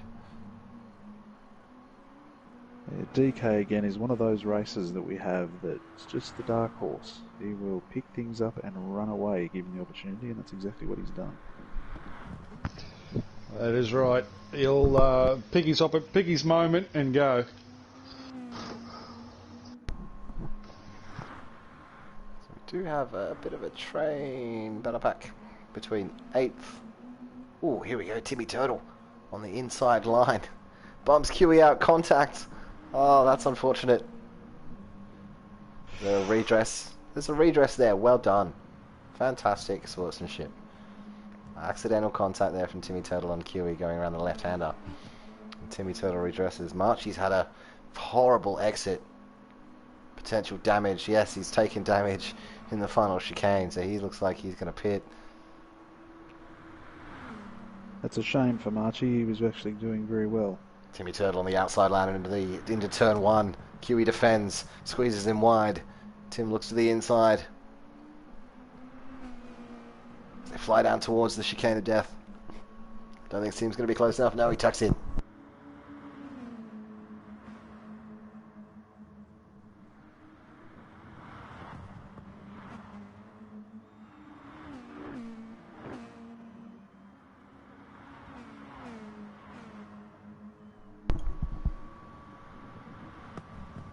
Oh, Timmy runs it wide. Narly dude looks up the inside. That little piece of tarmac on the outside of that corner is like ice. Very difficult to bring it back from there. Back through the field, DK still 9.7 seconds ahead of Crashy. Crashy now with a 1 second gap to Barui in 3rd position. And then 10 seconds down to Lambos in 4th. It's the end of lap 8, so we're going to see drivers start thinking about pit strategies now.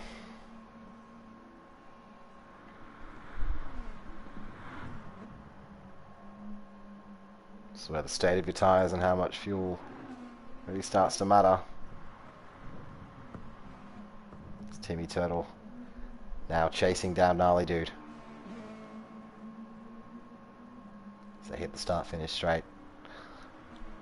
Tim's very aggressive through that inside curve at the bottom of that chicane. Peanut into the pits at the end of lap number 8. He's a little too aggressive there, PJ, sometimes. Kes Audio's caught Lambos, but then had a poor run into turn 1 from the looks of it. I would not want to be the technician on that car. Be replacing under trays quite frequently. Yes. Timmy Turtle chasing down Gnarly Dude through the chicane of death. Oh, Gnarly Dude's run very, very tight on that exit curve there. And suddenly QE appears in front of them.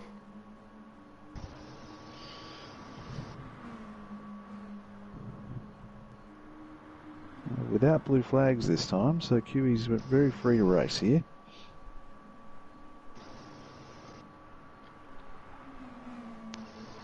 Gnarly closing.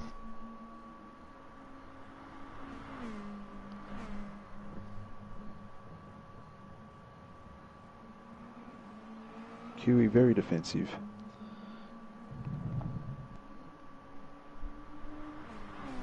Just gonna, at this part of the tarmac, you're thinking about setting it up for turn 1, getting the exit through this chicane right on that apex, getting that drive, straight lining that, getting into the slipstream. Yeah. Gets a much better exit and gets the job done much earlier. He's on the outside line. Kiwi's still going to be in touch. Terminal Timmy velocity, Turtle's he's lurking got that, as well. got it done. Heavy under brakes. Timmy's sort of coming into it as well. Tim's run a bit wide on the entry. Nice pass, Timmy Narly. Turtle. Just takes a peek around just for vision. Oh, Narly's made all 3 cars making contact with the wall. Followed each other in. Huey now looks to the inside line, breaks much deeper than Narly. He looks for the cut back on the apex. Oh. A little bit taily, but Very holds it taily. together, but he's right behind. On board with Narly do now as we fly up the hill. Whoa! Narly dude was very sideways.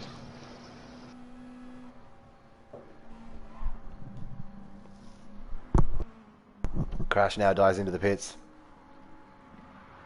Update on the front of the field. DK now 12 seconds ahead of Barui. Barui stays out. He's now in 2nd position. Kez Audio takes a pit stop.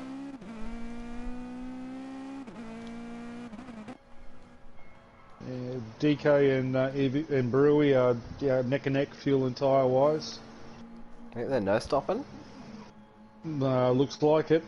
It's a 12-second gap between I think Barui Narly and might have Crash. had a moment. He's disappeared from the top 8, unfortunately. Robbo's got engine damage and front aero damage in P8. He's heading for the pits. QE Tim's heading for the P7. pits. Timmy Turtle takes his pit stop. Now the dude moves back up into 8th position.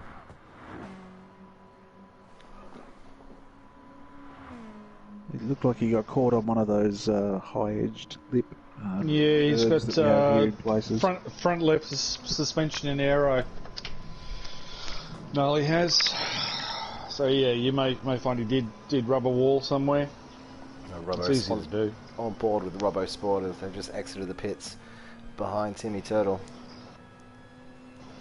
Through Fresh the chicane of tyres death. through the chicane of death.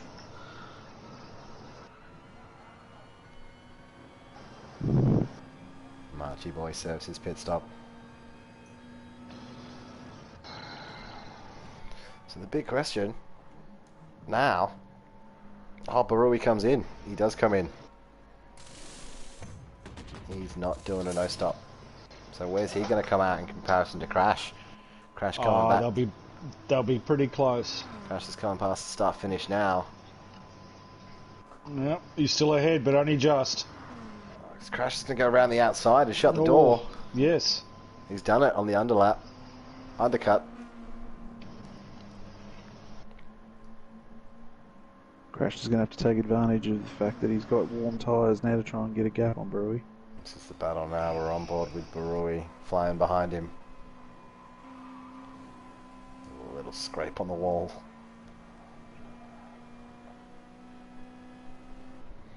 So Barui's tyres 1 lap the fresher.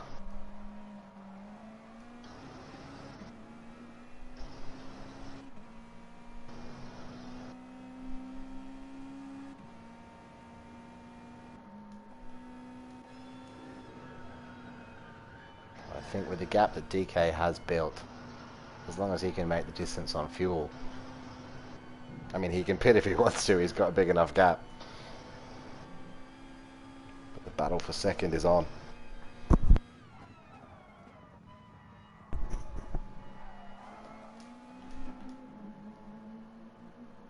think turn 1 here for second and third is going to be very entertaining. DK does put it into the pits, so 14% fuel remaining in his car as he comes in.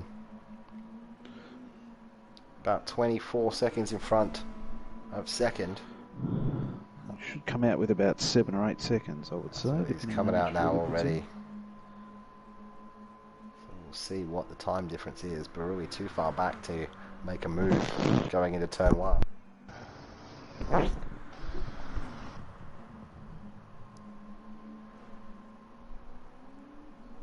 About 10.7 seconds the gap. Well, he's made a liar out of me for 3 seconds. 6 laps to go. Ooh, he has a very right on good the run tail. on Crash here.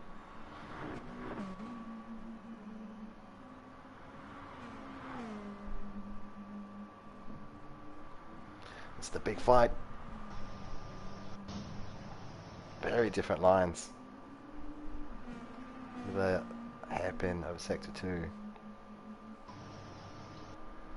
Looks like Kezi has taken 4th position as well in the background. Obviously not as exciting as this current battle, but like Lambos has dropped off the back of it. Clearly.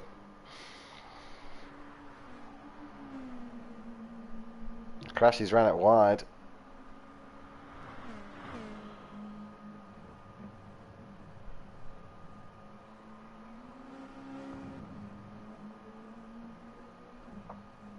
Barui now gaining. Is he going to look to make a move into the hairpin, or is he going to wait till the start finish? He's close enough just to bide his time.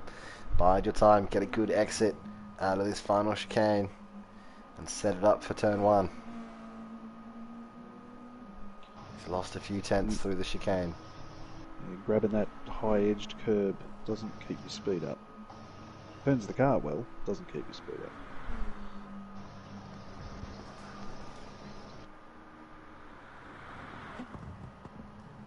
Let's see how good Kezi's on. Crash is on the brakes.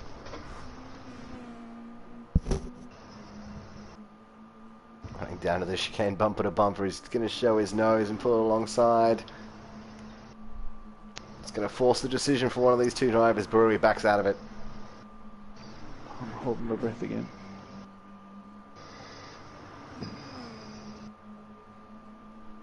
Just sizing him up.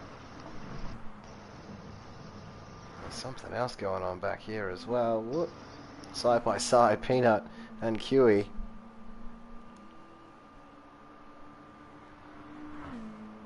Is there damage there between Peanut and Huey? Kiwi's got rear. No. Peanut sends it down the inside.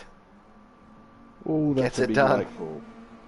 Oh, Peanut. Oh, Narly's had a major. Hit the Coming wall over damage. somewhere. It's got engine damage, front and rear. He was battling with Peanut about a lap or so ago. So Barui and Crash still 5 tenths.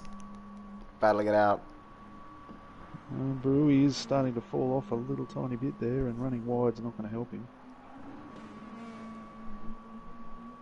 Oh, Crash is wide. Oh, this is it now. He's got a run. He's got a very strong run now.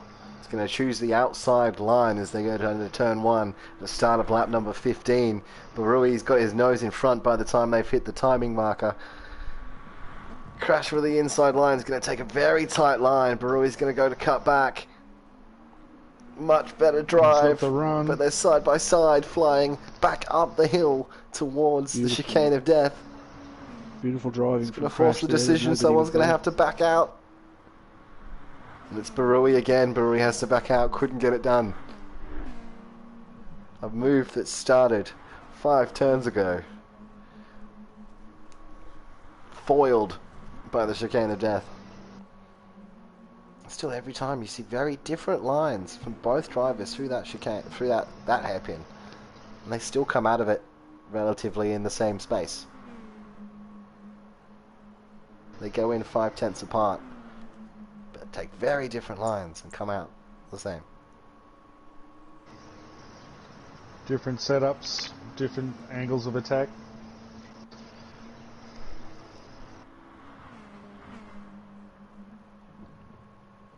It just goes to show that there are many different lines you can take on this track to get the same result.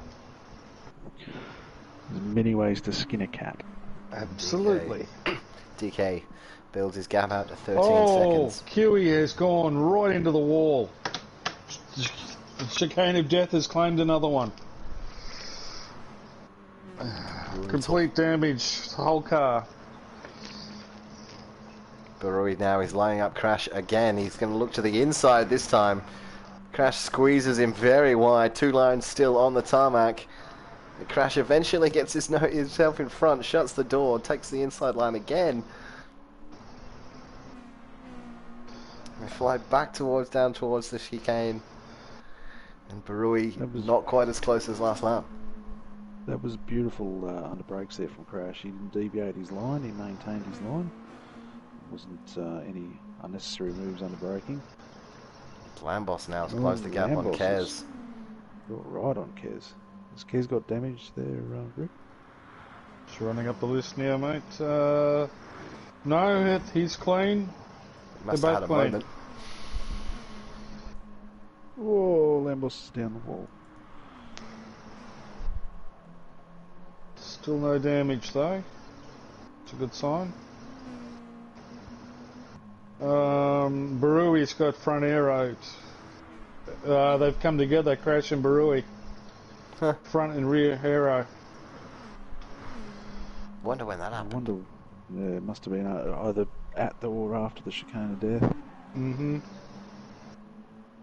7/10 the gap.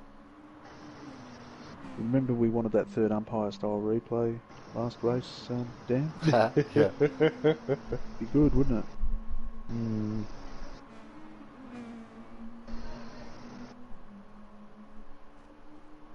Barui with a better exit through that final chicane every lap. But with 2 laps to go, this will be interesting. He's going to have understeer and Crashy will probably have a bit oversteer. Doesn't go for it this time. And meanwhile, DK is sailing off into the sunset. Lambos looking to make a move on Kez, goes to the inside line, brakes later. Takes the inside away from Kez. Kez tries to drive around the outside in the super cheap car. Lambos gets it done and shuts the door. Great move by Lambos. So we go back to Barui following Crash. Looks to the inside line. Crashy just shuts the door but then runs deep. Crashy drives away. What happened there? You'll find that Barui had a serious slide under brakes. Car was very sideways, which just shed speed. No, Suddenly Crash no gets away. mid-corner momentum. Yep. Yep, 1.6 lost it all. seconds the gap. So back through the field now. Kez right on the tail of Lambos through sector 2. Couple of tight little battles further down the pack. We've got Robbo Sport up on the... Where they fighting over 9th and 10th. Kezi's gone off into the wall by the looks of it. No, who's that? Oh, it's not One of the other Marchi. HSV cars. It's Marchi again in the Texaco. He's gone off again. He's having a terrible night. So Kez and Lambos entering the start finish. Kez lining it up for lap 1. Lambos pulls right to the left, pulls all the way to the left to defend. Kez with his nose in front of the braking marker tries to go around the outside of Lambos. They're side by side now as they fly back to the chicane. Kez is in the better position, but his nose is behind. Lambos is just going to shut the door before they hit the chicane of death. And they fly through there bumper to bumper.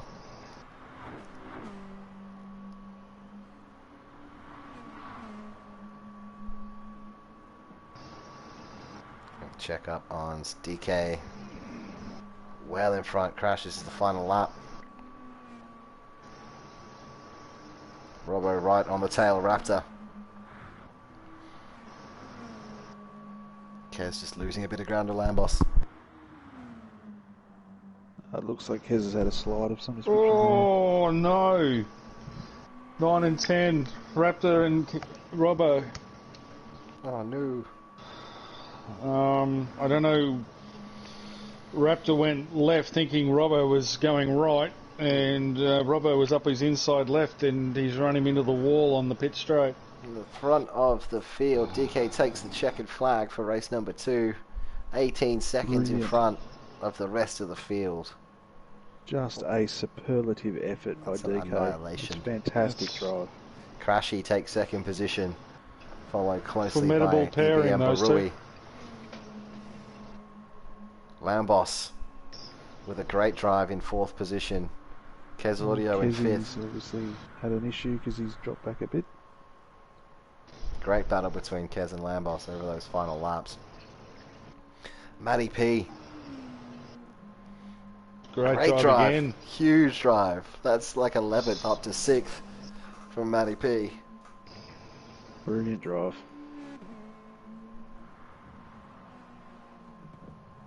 Timmy Turtle right on the tail of Peanut. Can he get one more before the end of the race? Peanut's ruined his exit. Timmy Turtle goes around the outside of the final corner to take 7th position. Matty P comes across with a checkered flag. Great drive from Matty P. Timmy Turtle in 7th makes the move on Peanut in the final turn to take 7th. Peanut in 8th position.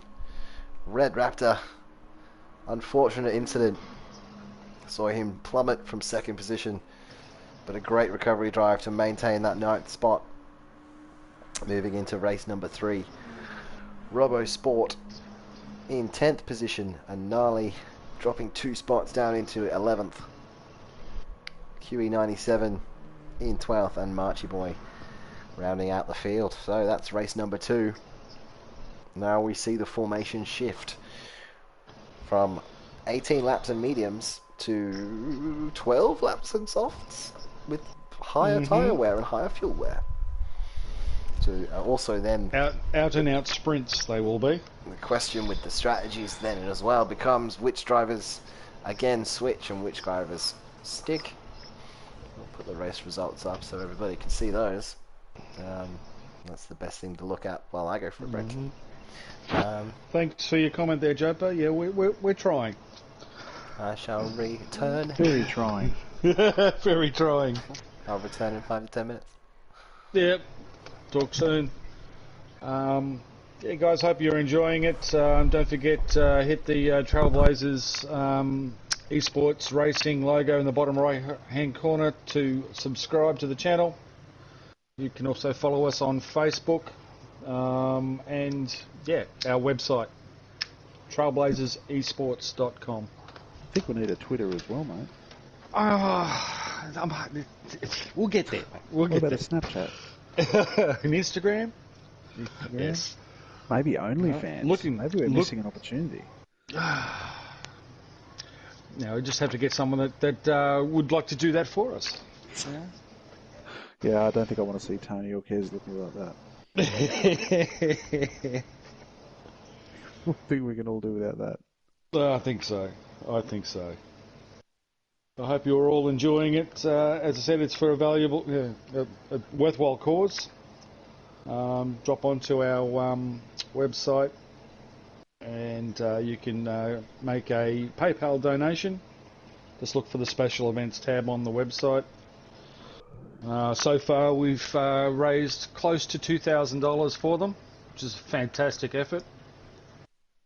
But we could always do with a little bit more. So with your generosity, we give these this wonderful family a leg up. So they really are doing it tough. I wasn't actually going to be racing this evening, but I went and visited them on Friday, yesterday, and was asked to race because Narly wanted to at least join in and thank everybody in person. So hence why I'm driving, but not this race, last one.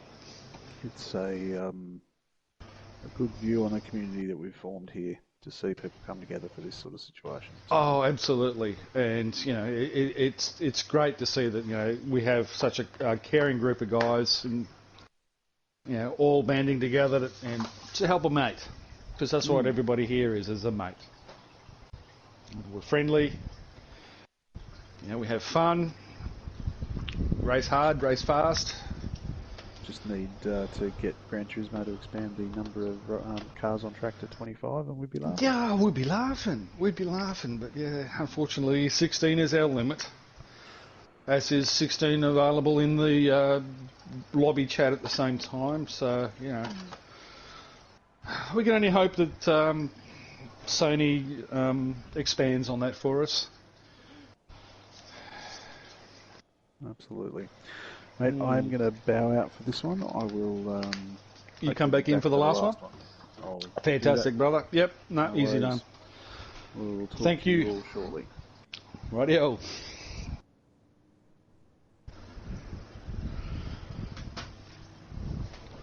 Oh, you're stuck with me for a little while here. I can't get out. You can't get out? It's trapped me in here. Alright, talk to you all shortly. Rightio.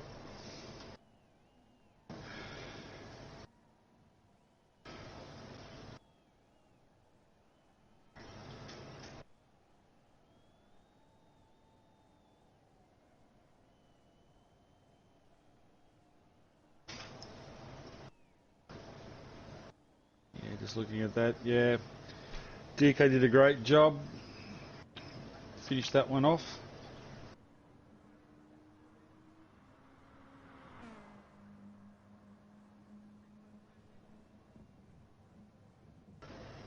We got Brandoza to come in for the last two.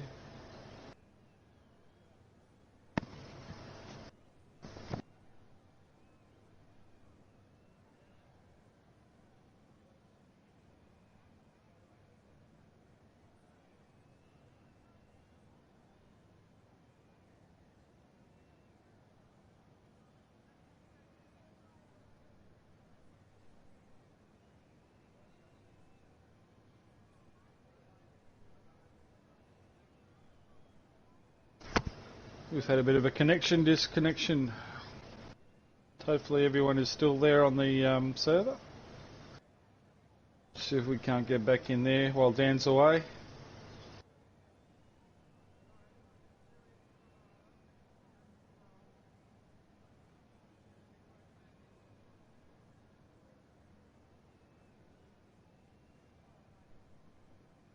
It's wonderful to see PlayStation servers are running perfectly again.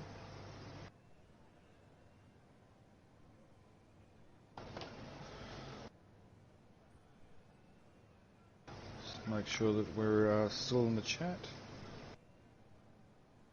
Yep, still there. Fortunately, it happened between races, so we can reset and move on, which will be good.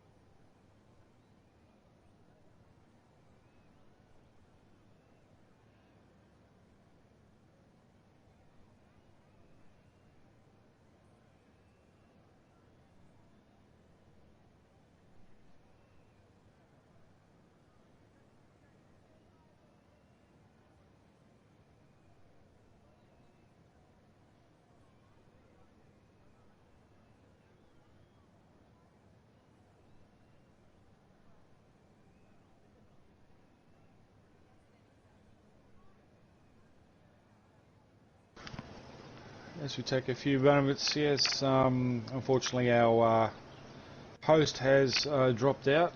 Hopefully he will be back in shortly.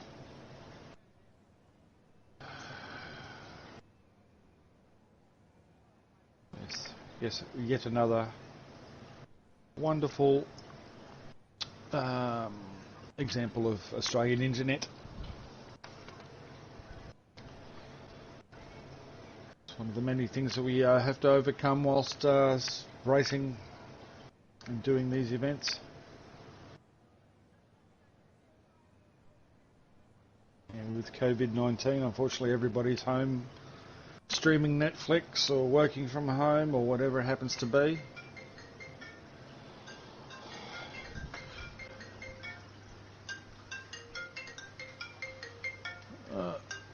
Bear with me a sec.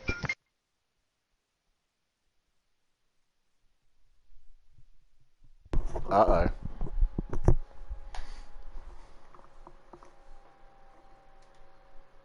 Hello?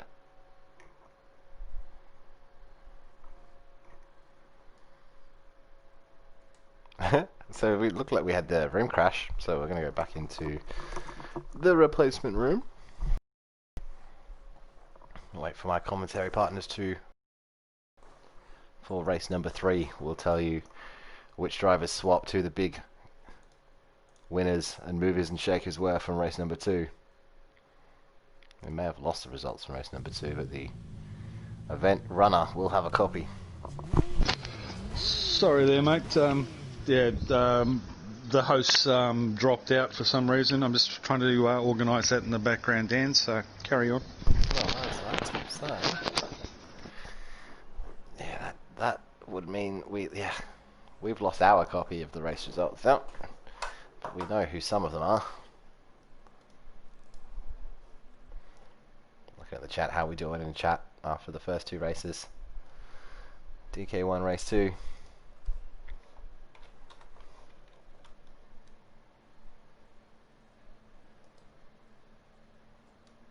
I believe Crash came second in race 2.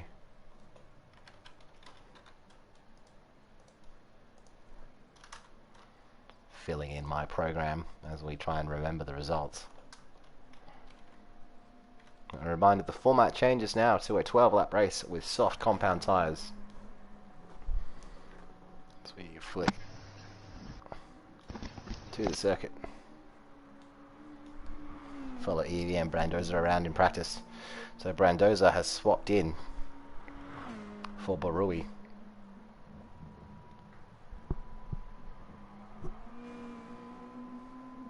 I can't remember besides the front 2 who finished where.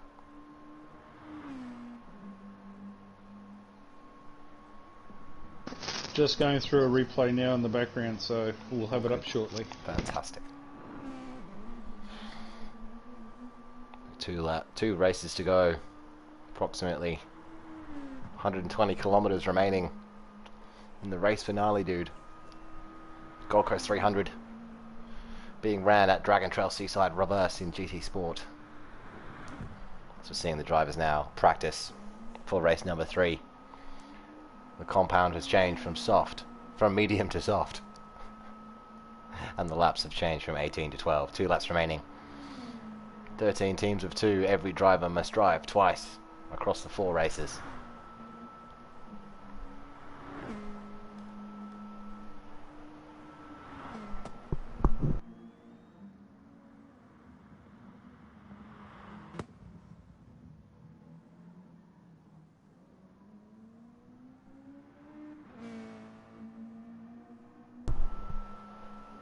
Car number 85, driven by Millsy and DK. The Tickford Monster Energy 2019 edition have taken race 1 and race number 2. DK taking race number 2 by a convincing, I think it was about 18 seconds over CME Crash, who came in second.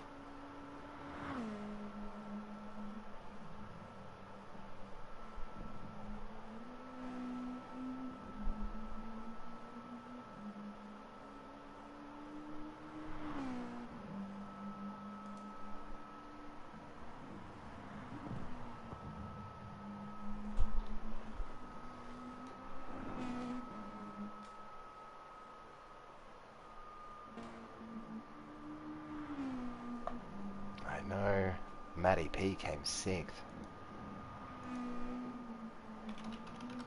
Great drive from Matty P. From 11th to 6th position. And now swaps that with Esmich, who starts in 6th.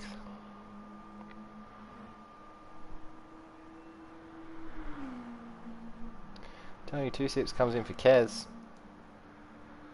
Kez, I believe, was 5th.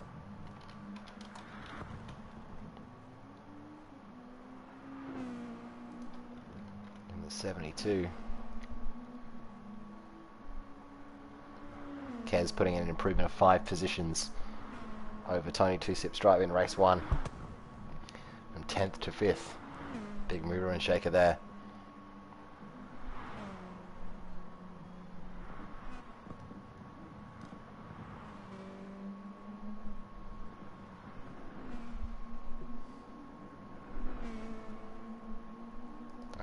I believe Jopa. Was it Jopa? Or who did Jopa swap with? Lambos. Is it Lambos or Jopa that finished fourth?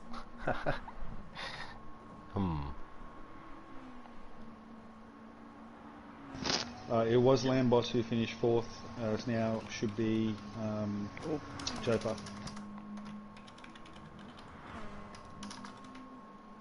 Lambos in fourth position. Yes, yes we do. Yes.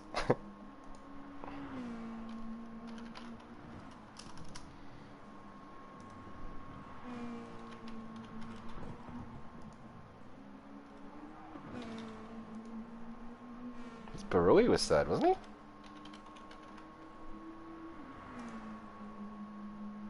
Goes from fifth to third.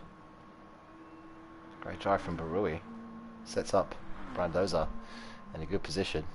Barui and Brandoza are the champions from the Bathurst 300. The Trailblazers Bathurst 300 we have recently. QE won every race. Yeah, he did. Yeah, my bad. I completely forgot. QE is the champion. Second QE, third QE, fourth QE. Manufacturer's champion, QE. Driver of the day, QE. All QE all the time. All hail QE.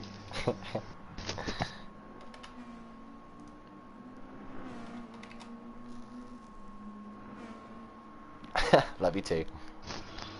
Finally got it all back in. I had to relay all of the results to our host in order to get things moving.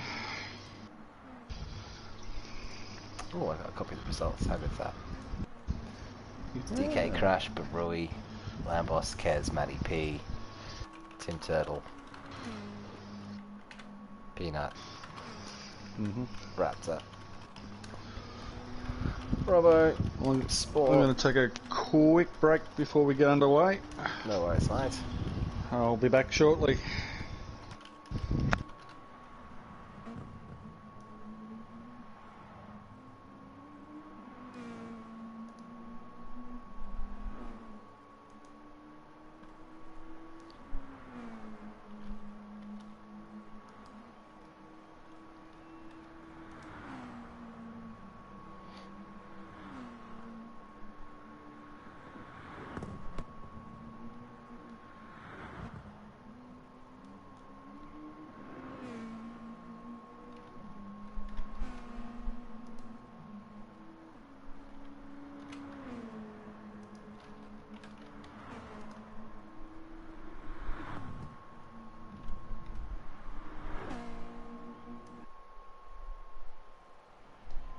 So here we go to get things underway for race number 3.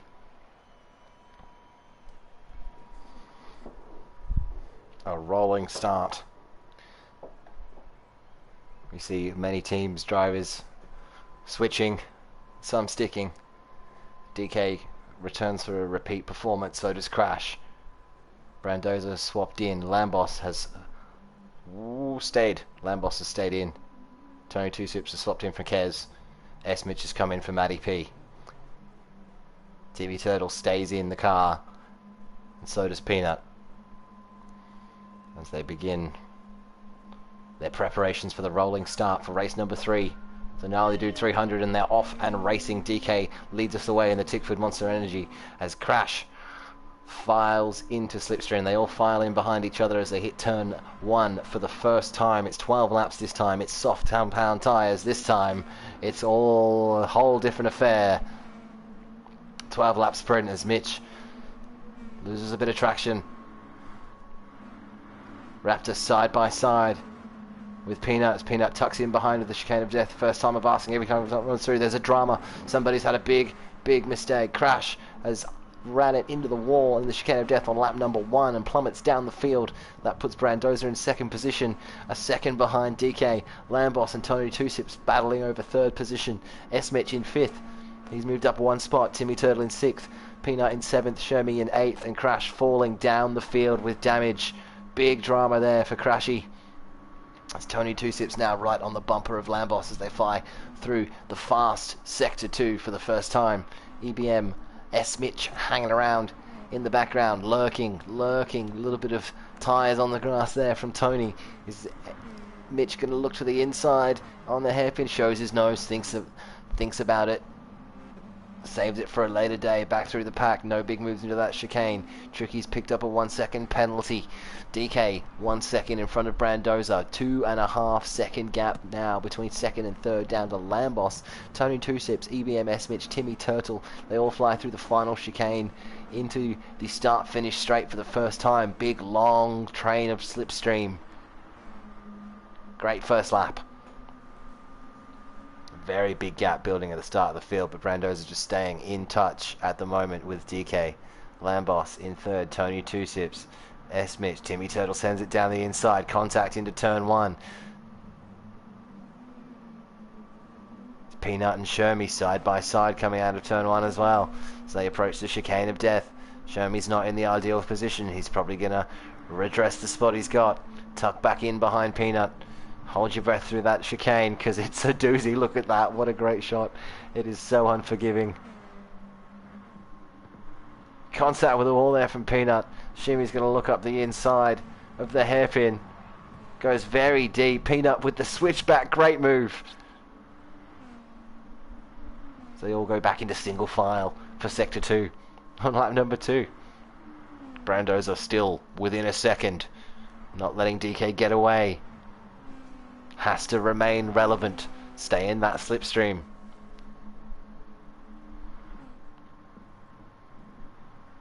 Back through the rest of the field. Lambos in third comfortably. Tony Two Sips in fourth. S. Mitch has had a moment. He's had a big moment and falls down the pack into 10th position.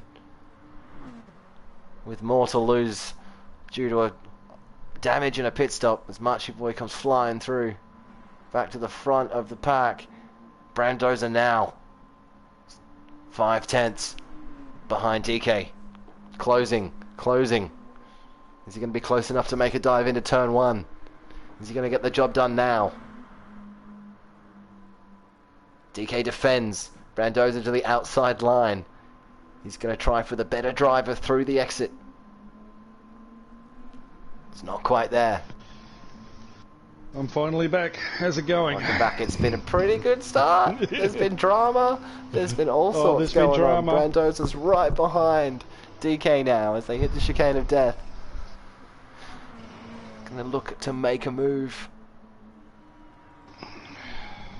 He takes a very different line into that bottom chicane. He's gonna look for the switchback and the drive. Better exit. Is the better exit on? He's right behind DK now. Gotta wait for this to end. Oh, shows his nose but thinks about it again.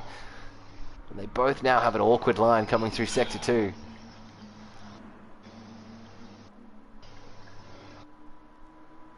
DK under extreme pressure from Brandoza. He's going to look to make the move up the inside here. Claims the apex, puts his car in the position. Runs DK a little bit wide and gets the job done. Now DK must respond. DK must stay in reach. Must stay relevant. Ka-ching. And a better exit out of the final chicane.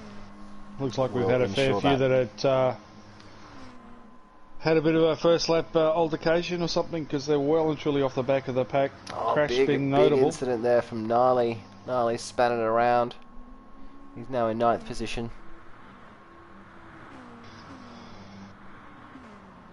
So update on the field. Brandoza 7/10 in front of DK. Lambos now 2.5 seconds behind the front two. Tony Two Sips right in front of Tony Turtle. Tony Timmy Two Sips Turtle.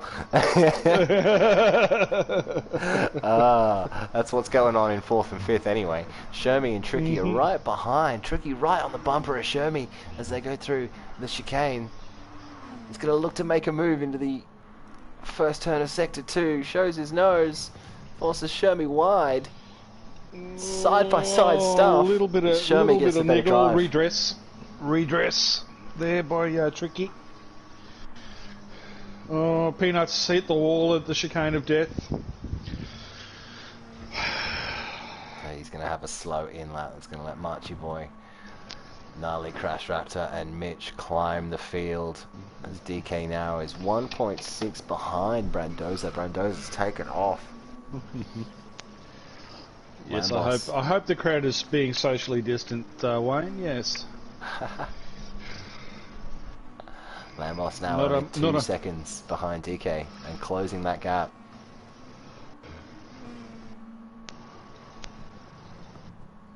And then 4th, 5th, and 6th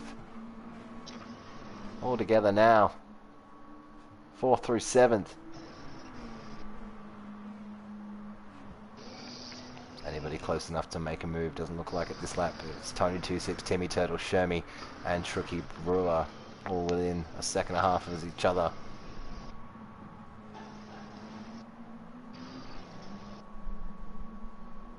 Timmy Turtle with a better drive. We go on board. Ooh, let's fix the camera so we can go on board with him. Ooh, where's Timmy? We are on board through the chicane of death.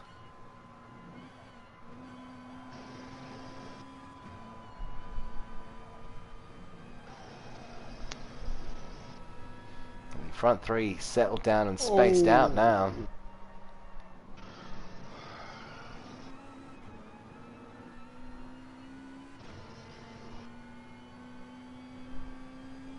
Funny that about advertising, eh?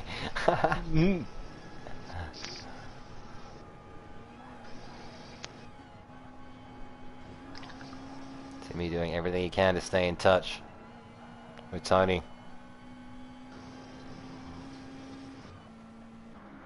Check up on the front 3 again. Brandoza's now 2 seconds clear at DK. And DK 2.8 seconds clear of Lambos.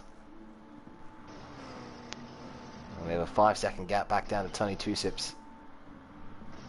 Oh, and here we go. Tricky shows his nose on the inside of Shermie. Shermie now retakes the inside line for the final turn. Tricky's going to start thinking about setting up turn 1. Tony 2sips dives into the pits.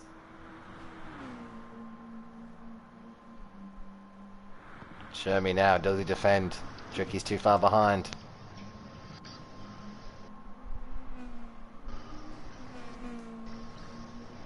Right on the bumper as they approach the chicane.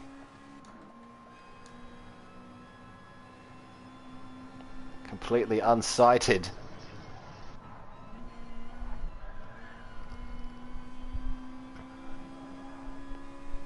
Done reasonably well there. Stays in touch.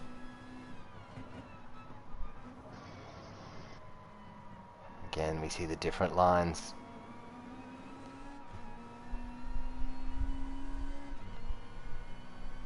I'm just gonna call that turn 7. I don't care what it's called. It's just gonna called turn 7 now. Turn 7.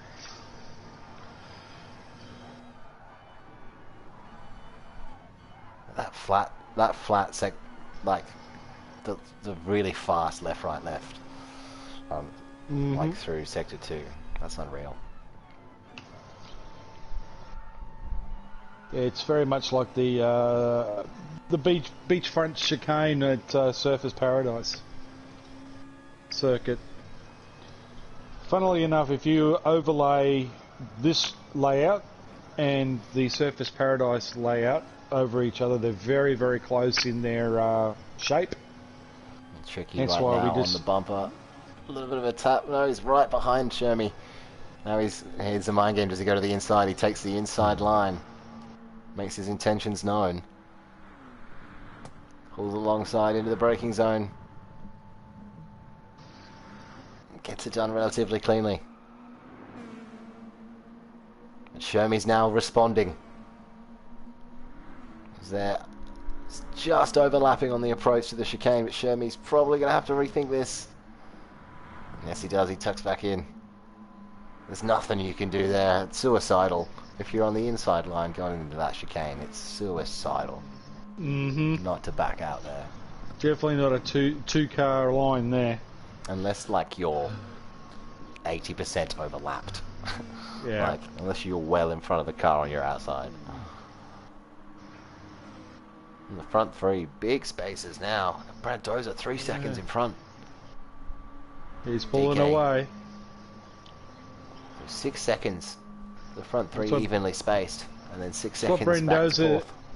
what Brandoza and Brewy did in the Bathurst, they managed to get a good position out at the end of race 2, and then Brandoza just pulled away in the shorter races. Lots of different strategies there. Yeah. We've got now Tricky Brewer in 5th. Tricky.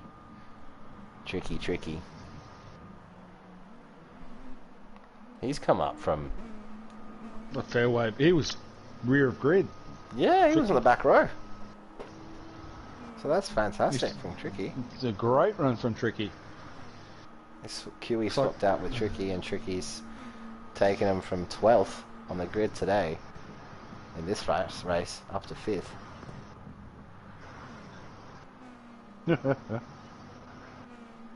Show me in 6th. Tony 2-6, 7th position. Archie Boys in 8th. Red Raptor in Thanks, 9th. WJ. Yep. He's just commenting on the liveries, especially Narly's livery. Yeah. Yeah, I've been a busy boy the last few days. Quite a number of the liveries I've been doing. And in fact, I only finished Peanut and Psycho Smiley's about an hour before race time. So, There's Mitch on his recovery drive after his moment at the beach. Chasing down Raptor now. What's going on up here?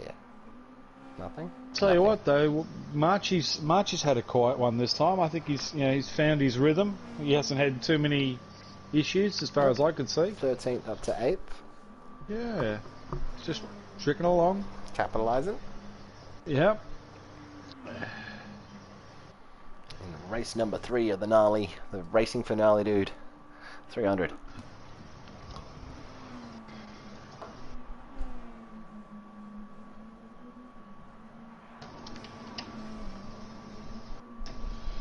And Tony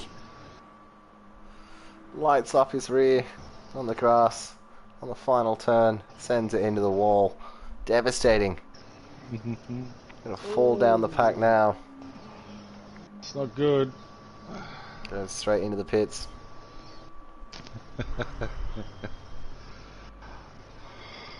He's going to be looking to chase down Marchie Boy to regain that 7th position. If he gets that in front. Marchie Boy comes past him in the pit lane now. We look Well. at Esmich. Esmich is lining up Raptor on the start-finish straight. They come out Those two side have by been side. at it. Those two have been at it for lap after lap, swapping places. Tony and Marchie Lap Boy after have lap. come out side by side. They're side by side running back up the hill. Tony's taken the inside line through the hairpin and got the job done before the chicane of death. Well done there. Oh, he runs it really hot. In contact with the wall, hopefully no damage. He's just come out of the pits. Esmich right on the tail of Raptor as well.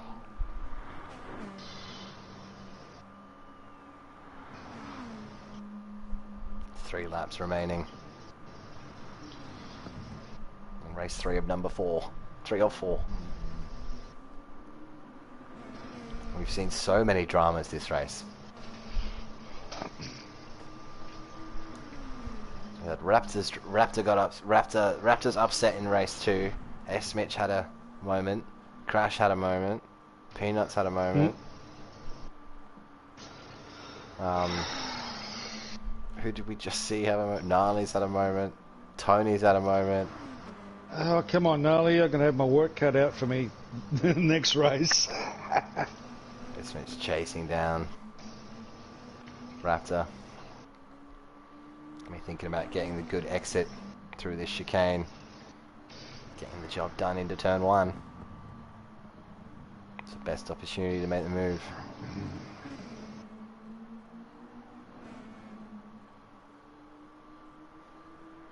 Yeah. Tony's praying for rain. He's got his wipers on. Just now Raptor defends to the inside. Esmich goes to the outside. Raptor squeezes in wide. Well behind by the breaking point. Looks for the cut back and the better drive through turn 1. It's a much better exit and goes to the outside line. Here we go. This is going to be interesting. Raptor squeezes him into the wall. I don't know what to say about that. Yeah. That was a bit outrageous. Bit how's your father? Big drama there. Stewards will have to look at that one, I think. Well, moving forward, so where does that put Esmich back in 12th with heavy damage?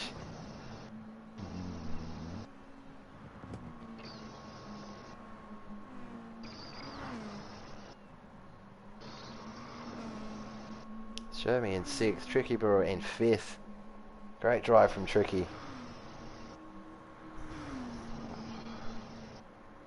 Yeah, just prior to that, I was watching Narly loop it coming onto the main straight, so didn't know where to look in that lap. Timmy Turtle's come up from 7th to 4th. Respectable drive. Lambos has improved by 1 position. DK unable to stay with Brandoza.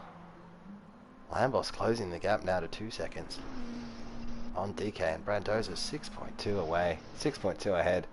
I think Millsy's got his job cut out for him to keep up with Brandoza next race as well.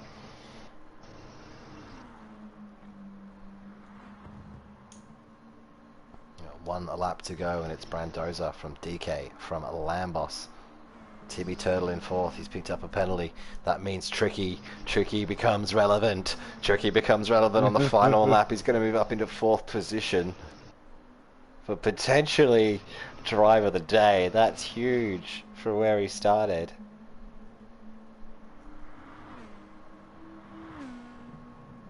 Twelfth to 4th in a race is on. He can smell it. Oh, I don't think he's quite close enough. Not enough lap to go. You have to serve that pen. That looked like it was a second.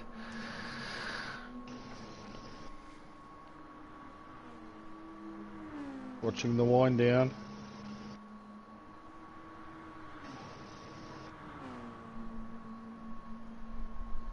Oh, questionable. Is he just burnt off what he had left? He just, yes. Ooh. That's not a burn. You've been called out there. He burnt off what he had left. Stewards would have had him. Race control. So Brandoza 7 seconds in front of DK Lambos. Timmy Turtle with a questionable burn there. It's being called out for it. Tricky Brewer in 5th. He's closing. He still might get the job done. Off his own back this lap. This is the closest fight for position running into the final race. He's bumper to bumper. He's right on the back of him now.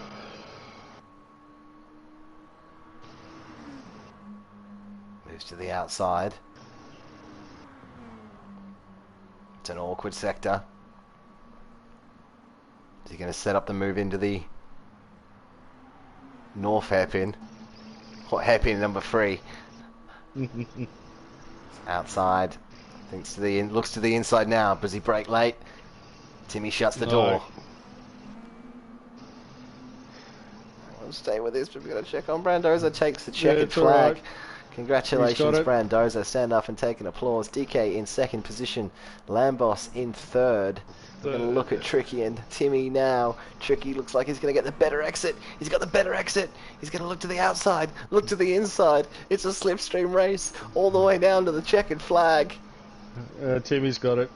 He held the line. Oh, Timmy's backed it off. He's backed it off. Done the burn. He served his burn a lap later. I think he heard us. Well done, if so, mate. Well done. Well done, brother. So Brandoza takes the checkered flag. DK in 2nd. Lambos in 3rd. Tricky Brewer in 4th. Great drive. Huge drive from Tricky. Massive. From 12th to 4th. Huge. Timmy Turtle in 5th. Maintains his position from race 1. Shermy in 6th. Tony 2-6 in 7th. Marchie Boy comes across the line in 8th position. Well Great done, drive from Marchie. 13th up into 8th from Marchie. Crash unlucky. So many dramas this race. Crashy down into 9th. Vel's Raptor flying home in 10th position. Peanut down in 11th. Narly dude in 12th. And S-Mitch in 13th after that unfortunate error early in the race, and then getting caught up with Raptor, which just absolutely shut the door on him. We'll leave that there and move on. Congratulations to Brandoza. Congratulations to DK. Congratulations to Lambos. One race to go. The final driver swaps are about to take place. That's me done for the time being. I will talk to you guys post-race. Mate, thank you very much. That's been a pleasure. Good luck out there. Yeah, I got my work cut out for me, that's for sure. All right, talk to you all soon.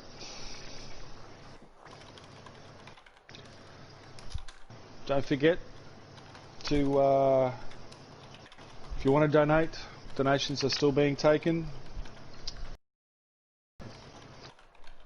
Link and subscribe to the YouTube channel. The link's our in Facebook the description. page. Absolutely. They're all there. Thanks, guys. We'll talk soon. Great job.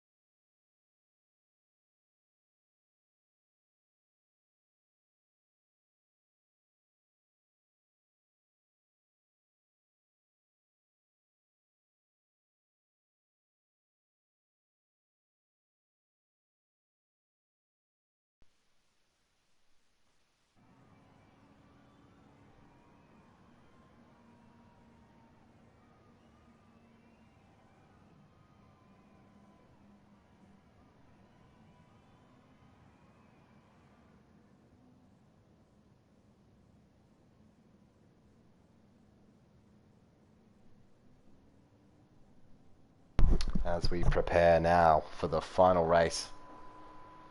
Here are your race results from race number 3.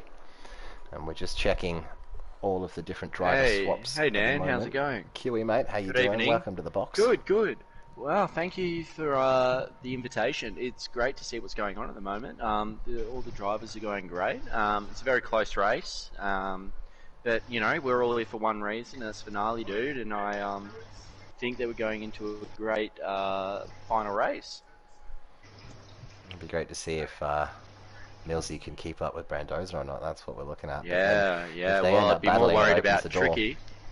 It definitely opens the door for everybody if they battle at the front. So Tricky put in an unreal drive. Yeah, well, all I can say is that at the end of the day, it's down to the driver, not the car.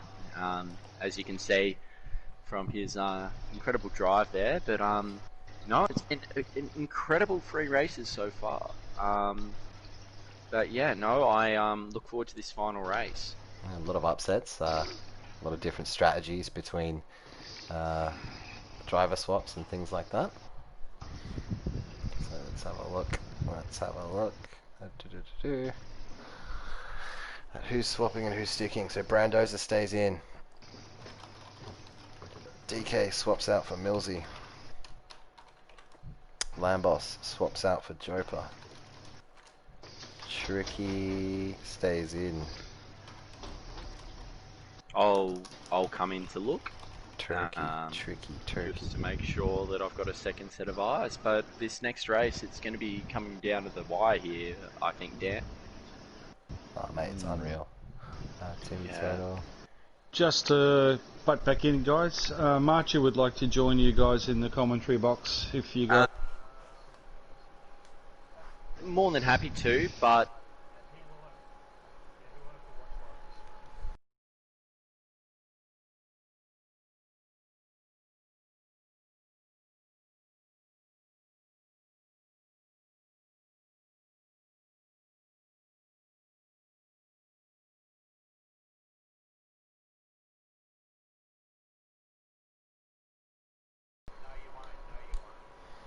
mate, you'll do well. Good luck. Righto, boys. Talk soon. Right, yeah, we're still running through the driver swaps. So Mad Mitch comes back in for Timmy Turtle. He's going to be starting sixth on the that'll grid. be a very interesting swap there. I think, especially after the last race there. I think they're both very quite equal in terms of ability and also driver wits. But at the end of the day, it's good to have a bit of a swap there. I believe, especially after the last race. Absolutely, Show Me stays in the car from sixth position. Kez Audio comes in seventh, swapping out for Tony Two Sips. Marchie Boy, great drive from that last race, 13th up to 8th. Marchie Boy now swaps out for Robbo21. Marchie Boy there, he is notoriously known for the one stop. He can make a set of tyres last longer than you believe. So he probably had that thing in Fuel Mix 6, and he sent that as far into the race as he could. But no, great drive there from Marchie Boy. Disco comes back in ninth position. Unfortunately, a long way down the grid, but he's very quick. So I don't rule him out for a podium position early in the race. No. Crash had a big upset. Agree. Lots of big upsets in that second and third race. Such a cool mistress of a circuit. Is the grid as what we know? Hello, Marchie. How you going? Welcome to the box, mate. Great drive last night, man. Well done. Well done. 13th up to 8th position. Would you like to give us some thoughts on how the track was and how your drive was there?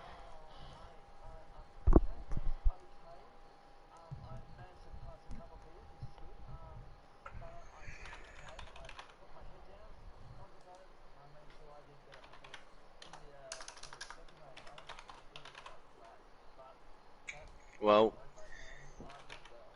so how'd you do it, mate? No stop, or what was the Yeah, no stop. Yeah, well, that's great to see. So I'm just looking at this grid now, and there are a lot of due to the driver swaps, you've got some very fast drivers out of position, which is going to make for some really interesting racing. Evil One is very quick. He finished second in race 1. He's starting 9th on the grid. Captain's back down there in 10th. Mitch had some incidents that weren't quite his fault in the last race, but he's starting on the back of the grid as well.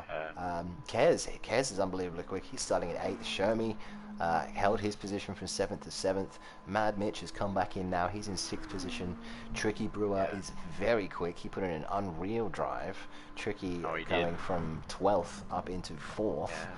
Joper comes back in from Lambos after Joper put in a 3rd place in race 1. Millsy, the winner of race 1, comes back in and starts 2nd.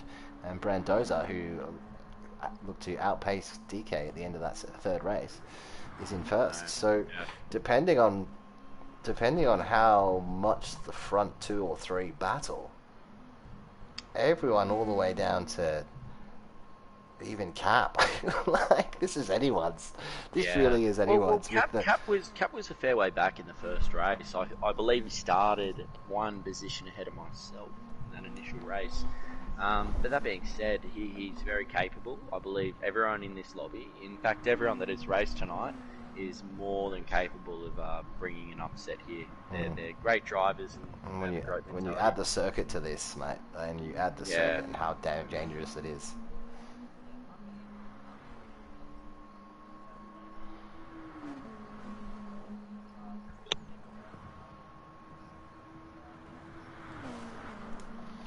Just going to say, hopefully everyone can hear 3 different voices, just to make sure that our Yeah, exactly. settings are correct. No, I can hear you, on the Dan, stream. and I can hear you, Mr. Marshy Boy. So it'll be great to commentate with the two of you tonight. And as I said, Dan is a great addition tonight, and I must say, Dan as well. Cheers, mate. Your knowledge is great, especially for your experience with Trail over the years. It should be great to get that insight. It's a shame Renault couldn't hold you for your services a little bit longer, but I know, right, mate? yeah, Wasn't there long? as I said, More of a cameo drive that no. was. Oh, exactly. No, well, we did well together, but as I'll say, this racetrack does bring up a bit of a fight, and it'll be great to see everyone tonight go at it. But I wouldn't rule out anyone in this entire field, to be honest. There are so many deadly corners. Kez just takes a big upset as well. Oh, It's unreal. not even the track. It's the fact that if you can just keep it on the black, as people have shown time and time again, you'll do well.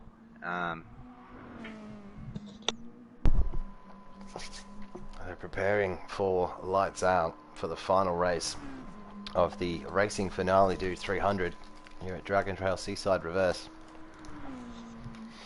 I must say though, both EBM Brandosa and EBM Barui, they've been doing quite well, and the fact that they're in the first position right now, as much as we'd like to say that it is a great miracle of humankind, it is no miracle. They've both been great, and we've seen in the past that they absolutely smash Bathurst. But Brandon's going to be able to just come through here and put down the hammer. But I'd love to see the fight that he'll get in this the next few laps of this race, and if he'll be able to actually deal with it and be able to hold it up. I genuinely will love to see. So the Millsy is the danger man when you do look at the grid and where everybody is starting.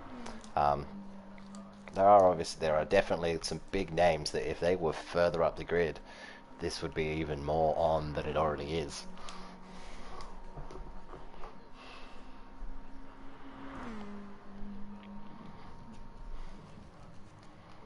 But we also have to bring up the relevance of Millsy Before the race and starts, Brandosa, their history. The final lap of Bathurst was Millsy and Brandosa, and Brandosa picked him. If you don't mind, I know that we're all here for one reason and one reason in particular. Of course. And you know that is all here to be together. We're here as a big community, and Narly dude, he's a great person, great guy, but but I must say that thank you to Ian from XRST on behalf of EBM in Victoria from his donation.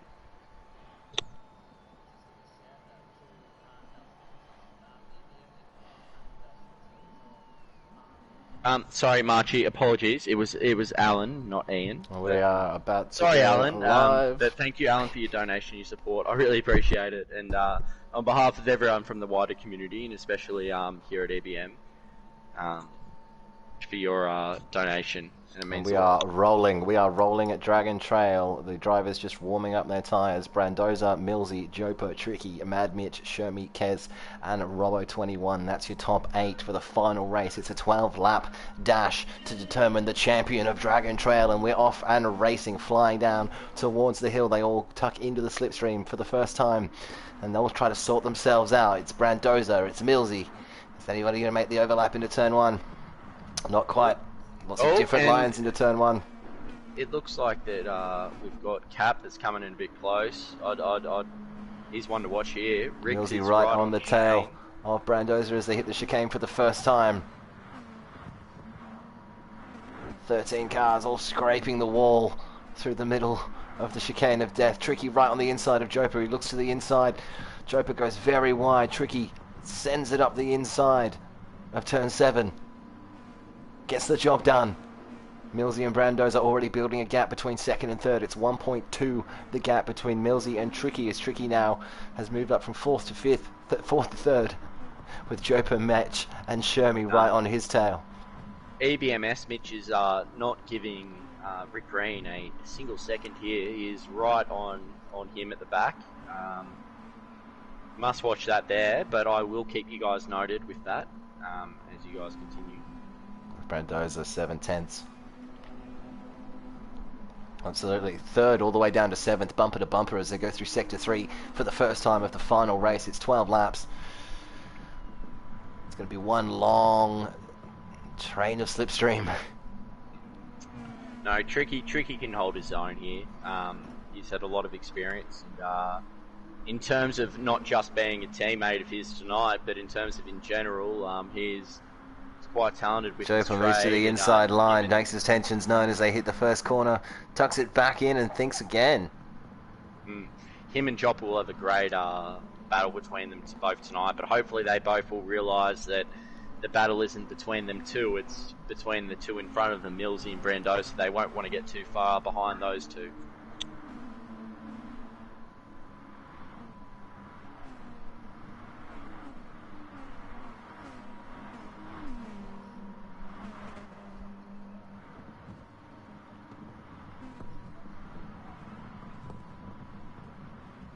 Just watch Kez fly through behind the chicane, behind Shomi. Brandoza starting to build a gap now over Millsy. It's 1.4 seconds.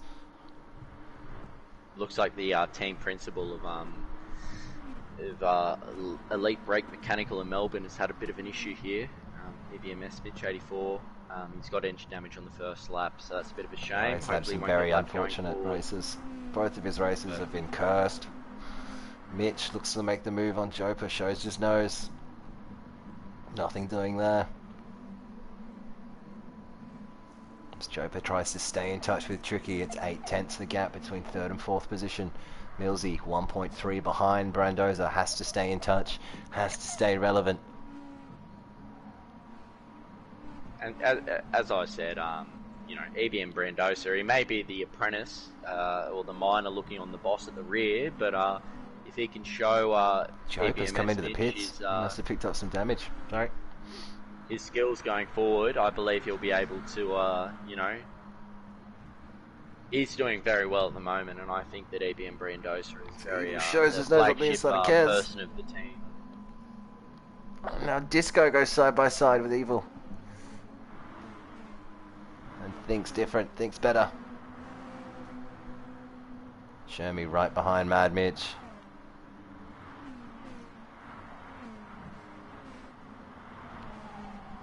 One runs it wide, he's very hard through here. He's going to make the move, shows his nose, goes up the inside of Kez. Gets the job done there, Kez looks for the cutback. And now Disco's looking to go 3 wide. Caps moved up to 9th. Kez on the outside line into Sector 2. Not ideal. Tucks back in behind Shermy. Evil, my bad.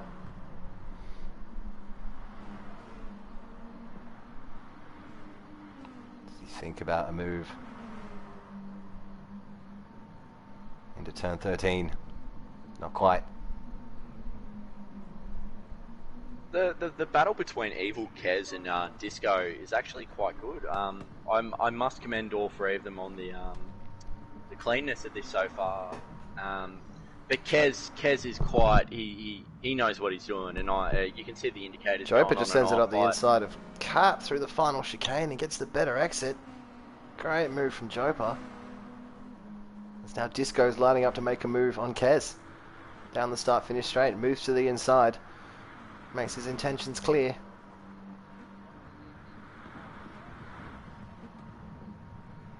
Kez shuts the door on Disco. I believe Robbo is racing there. I think it's Rob Boss, but it is Rob. No, as we know, the one and only Robbo in this There's 2. That's fine. Joper up in the 9th position after serving Rob a is pit doing stop. well. Evil, he's moved up into 6th after starting 10th. Right. Disco may need a bit of a change of scenery at the moment. He's been seeing a bit of Kez's rear for a while now. last lap or two. He's got his hazards on.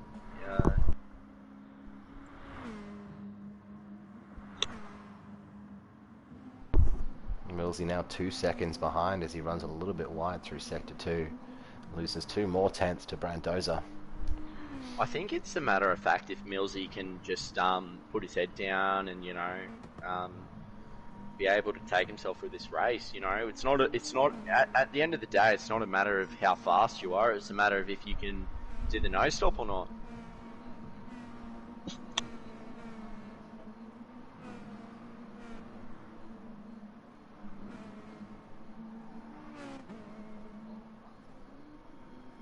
From 38.1 from Brandoza. That's huge.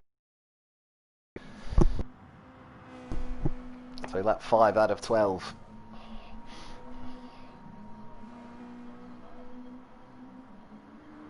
.7 seconds the gap now, building. Can Millsy stay in touch?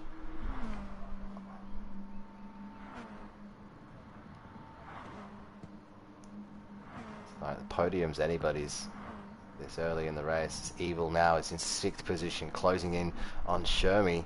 Looks to the inside of turn 7. Oh, very close. Doesn't quite get the job done. And Kez under pressure from Disco.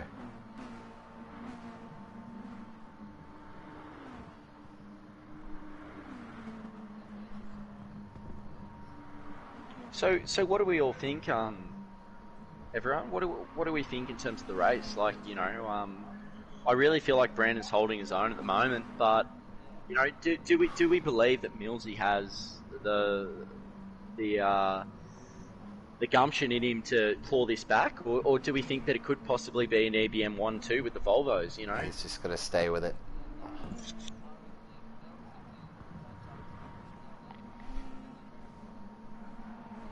Apology, quick correction. EBM 1-2, not Volvos. Tricky and myself and S Mitch and Matty P are the Volvos. Evil One's lining up a move on Shermy. They both go to the inside. Shermy squeezing very narrow as they hit turn 1. Who's going to brake later? Evil brakes later, takes the apex. Shermy's going to run around the outside line. They both make a move, but they're side by side now, flying down towards the chicane of death. There's a slight overlap. Evil's got the position though. Shermy just relinquishes that overlap to tuck in behind for safety through the final chicane, through the chicane of death. Well, hopefully Sharmy can hang on there. He's been doing quite well at the moment. He's just lost a massive amount of time to Disco and Kez now all of a sudden. Kez, Disco and Shermy. And now Joper's there as well. And Shermy, the new cork in the bottle, as Evil just escapes down the road.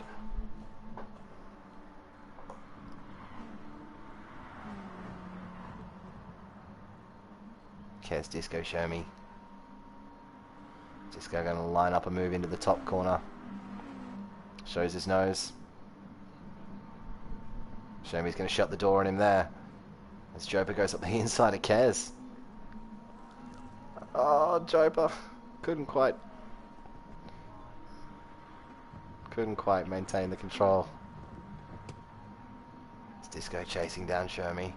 Evil One chasing down Mad Mitch. Tricky Brewer 3 seconds behind Millsy. Millsy 3.5 seconds behind Brandoza.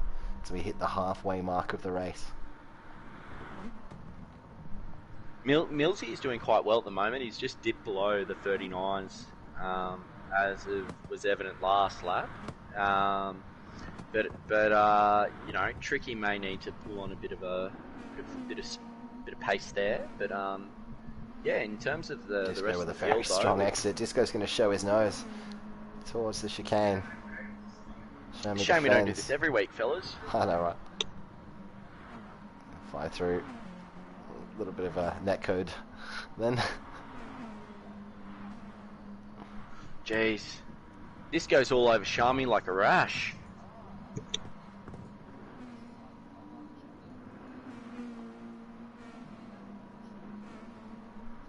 I'm just going to start. It has to. They'll be thinking about the top hairpin now as they enter sector 2 because there's nowhere to get it done through here.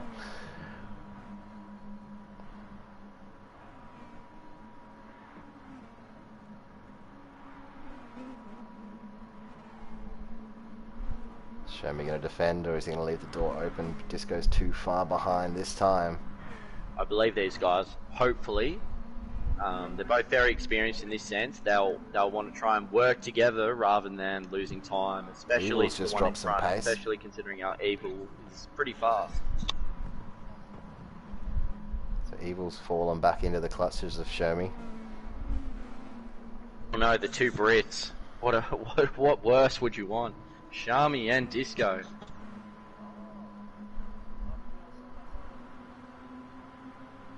Show Me's on the inside line as they run down to turn number 1. Disco's got the advantage. He's in front. Show Me going to brake late, or is Disco going to come all the way around the outside? They go side by side around all the way around the turn. Show Me's got. Feeds him very wide. Shami's got the line there. In Disco and Shami, that is some great racing between the two of them, though. I must tip my hat to them. Though they may need to maybe stop the pleasantries, considering who is behind them there. I wouldn't want to be going out of my way to make sure Kez and I believe that is Jopper. Yeah, they're right on their tail. I want to be getting as far ahead as I could. So Millsy's stemmed the gap at 3.3. Brandos are not building anymore, but not getting away. Tricky now 4.2 behind Millsy. Great drive from Tricky. Over races 3 and 4, but it's not over yet. Mad Mitch in 4th position for the Turtles. Evil One in 5th. Great recovery drive from Evil over the final race. Show Me under so much pressure from Disco now. Disco with a much better drive out of the final corner. Sets it up for turn 1. Inside or outside. Fakes to the outside and takes the inside line. Show Me's going to squeeze him narrow. Show Me shuts the door.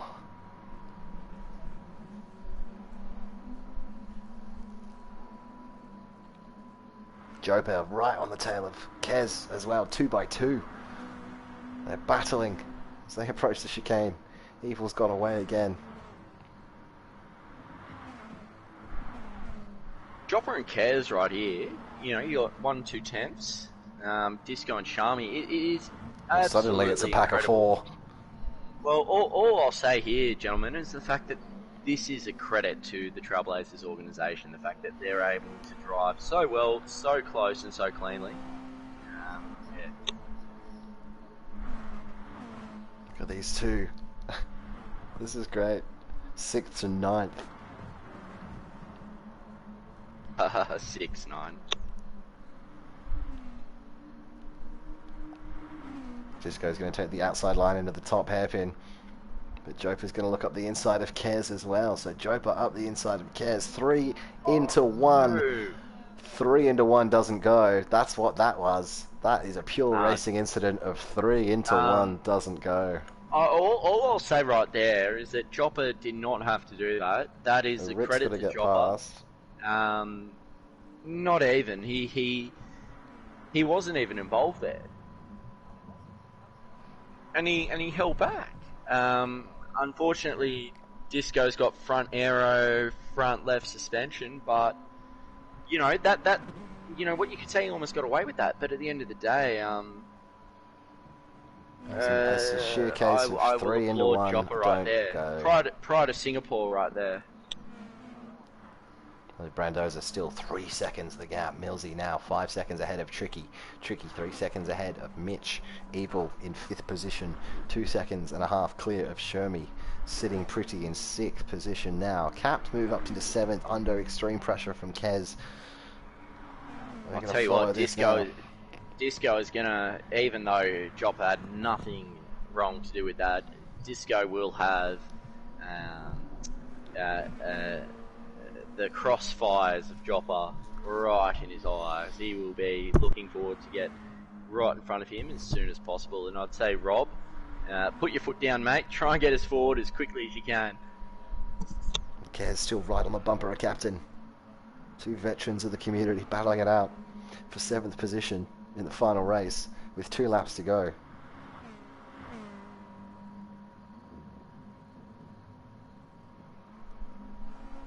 Gap at the front, 2.7, 2.8. Can Millsy close that gap in the last 2 laps?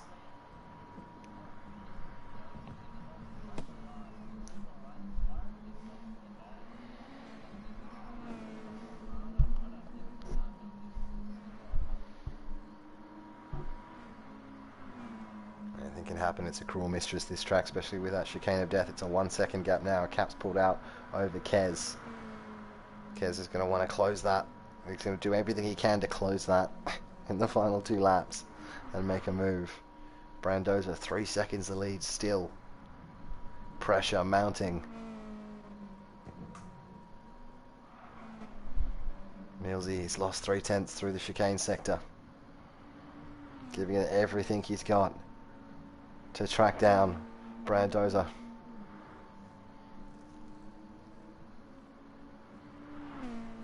Mitch now 2 seconds closer than he was to Tricky. It's a 3-second gap. Kez chasing down Cap.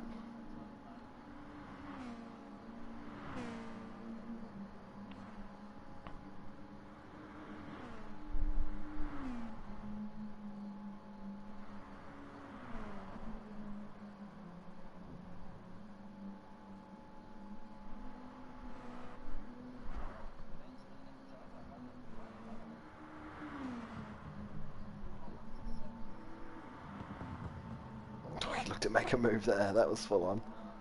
Oh, a little bit of contact there. That looked like a racing incident. Ambitious move, but racing incident. Rick in 9th, he's up the road a bit. Kez Audio, he's fallen back from captain. Shirmy, he's in 6th position. Evil sitting pretty in 5th. Mad Mitch, we're into the final lap now. Millsy's 2.6 behind. Brandoza just has to keep it together. Big contact on the through the chicane of death section. 2.5 the gap. I must say, fuel is not a issue at the moment. It's more about the tyres. If you look at them, Brandon at the moment, you know, we've got what, half a lap to go. Disco's had an off. He's had an off down at turn 1. I wouldn't say that. I would say that the top 4, all the top 5, 6, top 6 are all pretty. Their tyres aren't great. So 2 seconds the gap now, though. Brandoza's feeling the pressure. 1 sector to go, but 1.9 the gap. Millsy's closing, but probably doesn't have enough tarmac to do it. As Brandoza now hits the final chicane. Maybe Brandon will chuck a cheeky doughy before the final line. Bit of a showboat. Surely not 2 in a row. On his run to the line, ladies and gentlemen. Brandon surely won't spin it. EBM Brandoza in car number 34.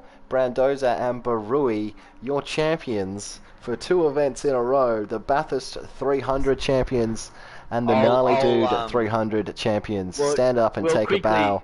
Millsy comes across in 2nd position.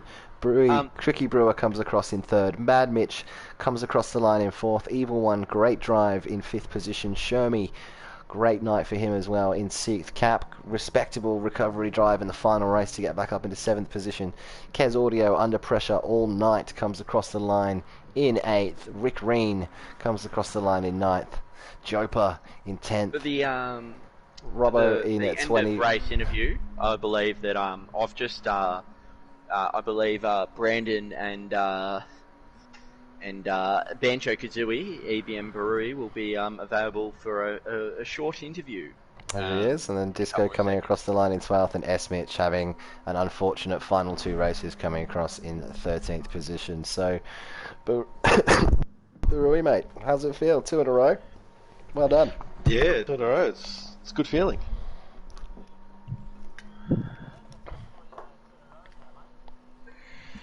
Look, it's good, but you know, it's sort of just consistency in practice and I don't know, you just got to have trust in the other driver, and our strategy sort of play You off, did so well. we've got to be Did happy well in with the that. first couple of stints. You got a fifth possession and a third position, fifth and third in your two stints, mate. So did really well to set Brandoza up for the final two races. And then Yeah, the rest of the boys just didn't have the pace to stay with him in the end. it all sort of worked out We pretty thought well. DK So. was going to be the man. DK was very quick in the second race, but just didn't have what it took to stay with him in race 3. And then Yeah, they all sort 2.8 of the had final gap. they all sort of had really good pace, especially towards the end. Millsy, right on Brando, sort of. Yeah, so it's been good. It's a good feeling. Car number 34. Absolutely. So 4 races. The 34 car came in 5th, 3rd, 1st, and 1st to take the second Trailblazers 300 teams event in the 34 car representing EBM Motorsport, consisting of EBM Barui and EBM Brandoza. So congratulations to everyone involved, and a reminder that we're all here tonight to raise a bit of money, to fundraise, to rally around Narly, dude. So check out the link in the description. Give what you can, and What a race tonight. but absolutely great event. Yeah. No, well, so we've just spoken to the winners at the moment. Right. Well, just bear with. We'll see if it was it Millsy, and who was the co-driver with Millsy in second? DK? DK. Yeah. No. Well, they're so good. Okay. So let's see what Millsy. Here's the man of the hour, Brandoza, Here mate. we go. 2 in a row, buddy. Hello, How do you feel? fellas. Well done. Cheers, boys. Nah, So, feeling good after that. How It was tough to beat. I'll tell you what, Millsy, like after the last 2 laps, he was just gaining on me like no tomorrow. what's the secret, Brandon? How can you come from 2 races of doing Brewery did quite well, but how can you just bring it home and bring quite a positive result? It does take a lot. CC's dry and Port Royal. Enjoy responsibly, everyone, and please Don't drink and physically drive. I think it was just an all team effort tonight for everyone, not just for EBM, but all the other teams that competed tonight. Because at the end of the day, it's not about who won. It's all about helping out people that are in need when we can do it. Well, that's it, yeah. Absolutely, and it's a reminder to check out the link in the description. Hopefully we'll be able to speak to Narly and be able to have a few brief words. But I think that tonight has been a great success, and really does show us as a community. What we can all do when we come together, and I thank everyone from the Trailblazers community for giving their time. No. It's not about me. It's not about yourself. It's not about anyone. It's about us as a community and a collective. Big shout out to Narly. Yeah. Yep.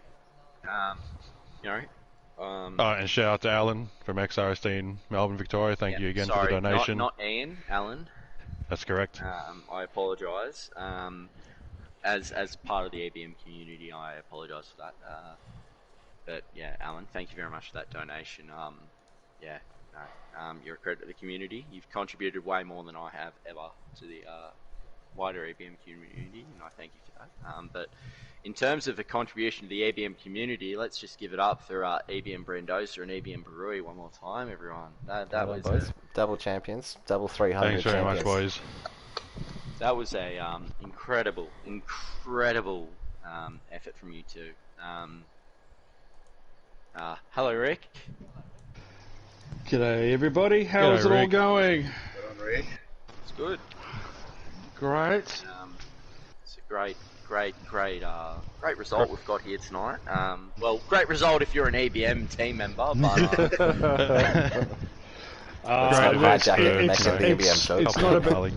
it's not about the teams, boys, and you know it. This is all about helping Narly out. Mate, I know. I'm just yeah. All I'll say is that we've all, as I said previously in the stream, we've all come together as a community, and we've all shown that we're more than happy to be united on a cause. And I must say, any time anyone wants to ever come speak to myself or anyone here, my mic's always unmuted and my messages are always open, and I'll say that. He's also a soon-to-be politician. Oh, is that right? Never. No. This is more than politics. This is more than teams. This is, at the end of the day, I'd like to thank Rick, and I'd like to thank Raptor for being the foundations in the community, and thank you very much, Rick, for putting this all on, and thank you, Dan, for being the commentators, pleasure, commentary for all the races tonight. Mate, you've got the most beautiful voice. And, it's Cheers, great. mate. You're a Don't talent. ever change it. You're a talent. But I must say to everyone, thank you all for tuning in tonight. It's been appreciated. But thank you all to all that's been involved. And I just must say as well, thank you very much, Marchie. But I'll just sign off by saying that if you all would like to get involved or would like to help Narly, if you could please, and I mean this, please go forward to our website, which is Trailblazers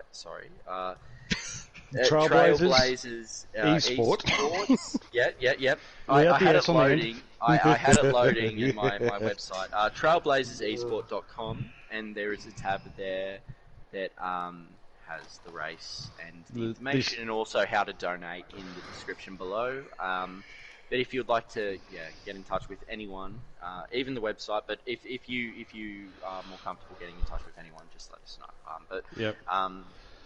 It means more than anything else in the world, and I thank everyone else for getting involved tonight, especially Rick for putting this all together. As I said in my pros on the website, I mean, when I first put this community racing league together, I knew we would make a community, but this event has just reinforced the fact that we are a really caring community and a great bunch of mates and a great bunch of people, and it just Margie,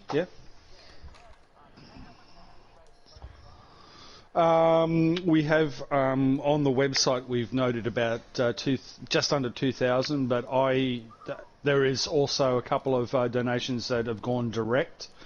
In fact, I've handed over an extra $100 on top of what's actually shown on the website. Raptor's thrown in an extra 100. We've had food parcels and what have you going to them each week. One of our members who has just asked to be anonymous has put in a 4-figure sum as well.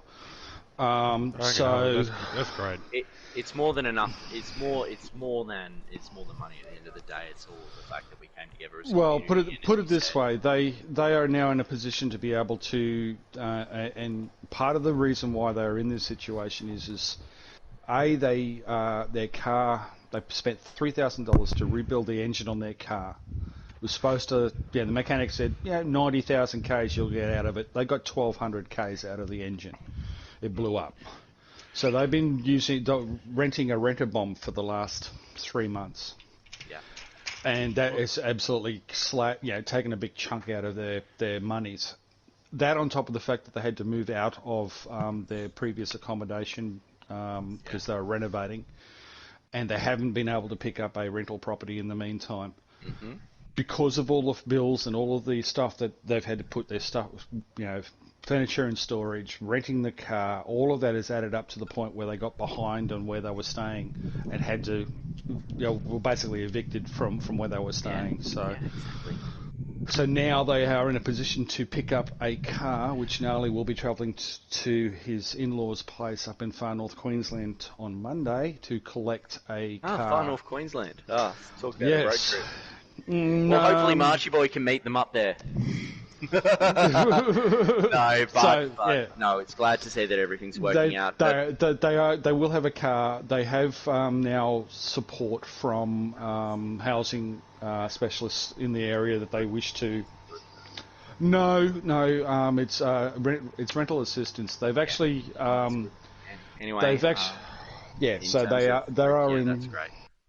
on their way, and this what we've raised tonight is only going to help them get their get their bond, all that sort of stuff. So, from that point of view, yeah. Well, then, mate, how'd you go, buddy? How you doing, man? Or if you ever need your car service, did you the old family down at EBM will definitely look after you. Yeah, unfortunately, the old EBM boys are a long way from Brisbane, mate. But yeah, it's just a distance. Road trip. If you ever need places to stop off, I'm sure there's plenty of people that are willing to help out in New South Wales and Victoria, myself included. But keep me out, mate. I'll be coming up Queensland soon. But no, it's great to see you, Narly. And how do you think you went tonight, mate? All right?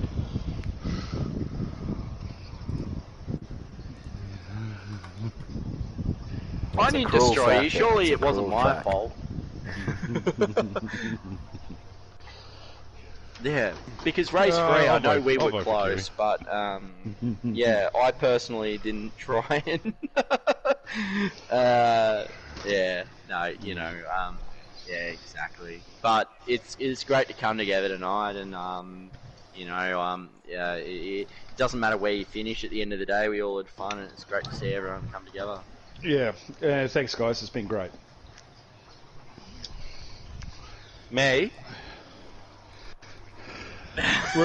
Mate, I managed to pull in a 9th position, mate. So from dead last to 9th. Didn't touch a wall, didn't touch a competitor, just kept it off, kept my nose clean, and everyone fell away in front of me, which was good. I think the best way is moving forward. You got to look at the strategy beforehand, and it's good. We've all done well. We've all been able to strengthen these bonds, and I can't wait for the next Enduro that comes together. Absolutely, guys. Thank you very much for tonight, everyone. No worries, Kiwi. We will take a week's break from the official Trailblazers calendar. We will then have I'll announce in about a week's time the new calendar. So we'll have 2 weeks from here before we start doing our qualifications again for the next season, season 6. So looking forward to that. I still haven't thought about what I'm going to run, so me too, mate. Me too. Suggestions. But yeah, it'll be very interesting. We have no idea what's going on, but just for everyone to know, I believe it's one make, a Group 3, a Group 4, and a Group 1 possibly. We are going to actually scale back on the Saturday evening championships, only because of the fact that most of our attendance is during the week. Yeah. And we will host nights like tonight on a regular basis on a Saturday. Regular Enduros. We may even bring back Sunday sprints on a more regular basis as well, but that's depending on numbers, depending on demand. But yeah, it's a lot of work in the background, as you know, and some of us are now coming out of that COVID slumber.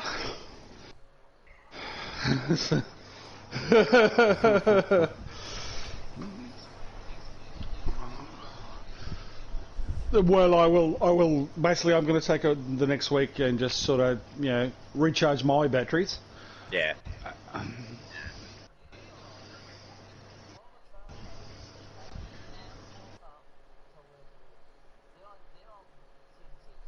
Yeah. At the end of the day, Marchie, Mm. it's great to see, but we want to continue strengthening our community and keep going from strength Yeah. to strength. Well, And to, this, to be completely honest, our original server, which was Dan's server, started in March last year. shout out Dan So Zambi. we will be celebrating March next year with our second anniversary of the Trans-Tasman server. So keep that in mind, guys. I will. I'll for put it in me. the diary. You gotta let me pick it. You gotta let me pick it this time round, Rick. Oh, is that right? Okay, Yeah. fair enough. No, it should be good. It should be good. Tuesday night, as I said, I have not even thought about it. It's been the first. This last 2 weeks has been all about tonight. I'm now going to put my feet up, have a stiff drink or two. Enjoy a stiff drink. Yeah. Thanks to everyone for tonight. Mate, I thank will you. pass guys Thanks, now, guys. But thank you, everyone. So, cheers. Right, with that, we'll wrap the stream up. It's been a fantastic night running around Narly, dude, for a good cause. It's been some fantastic racing, 312.5 kilometers of fantastic racing. Any parting comments from any of you boys?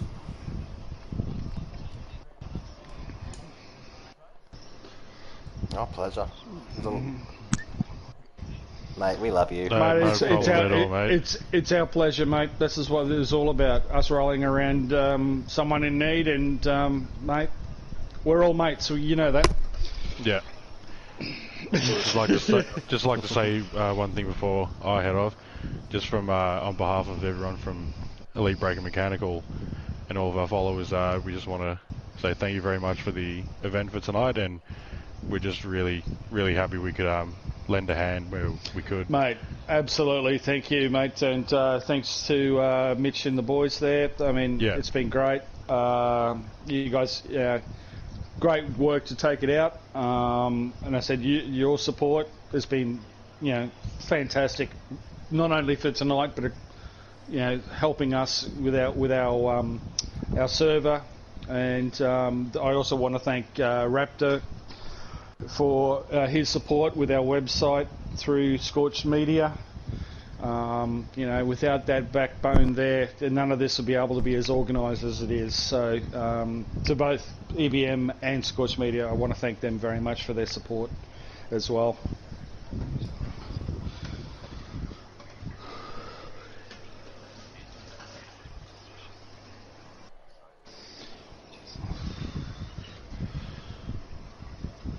Not a problem Mate, at all. It's our...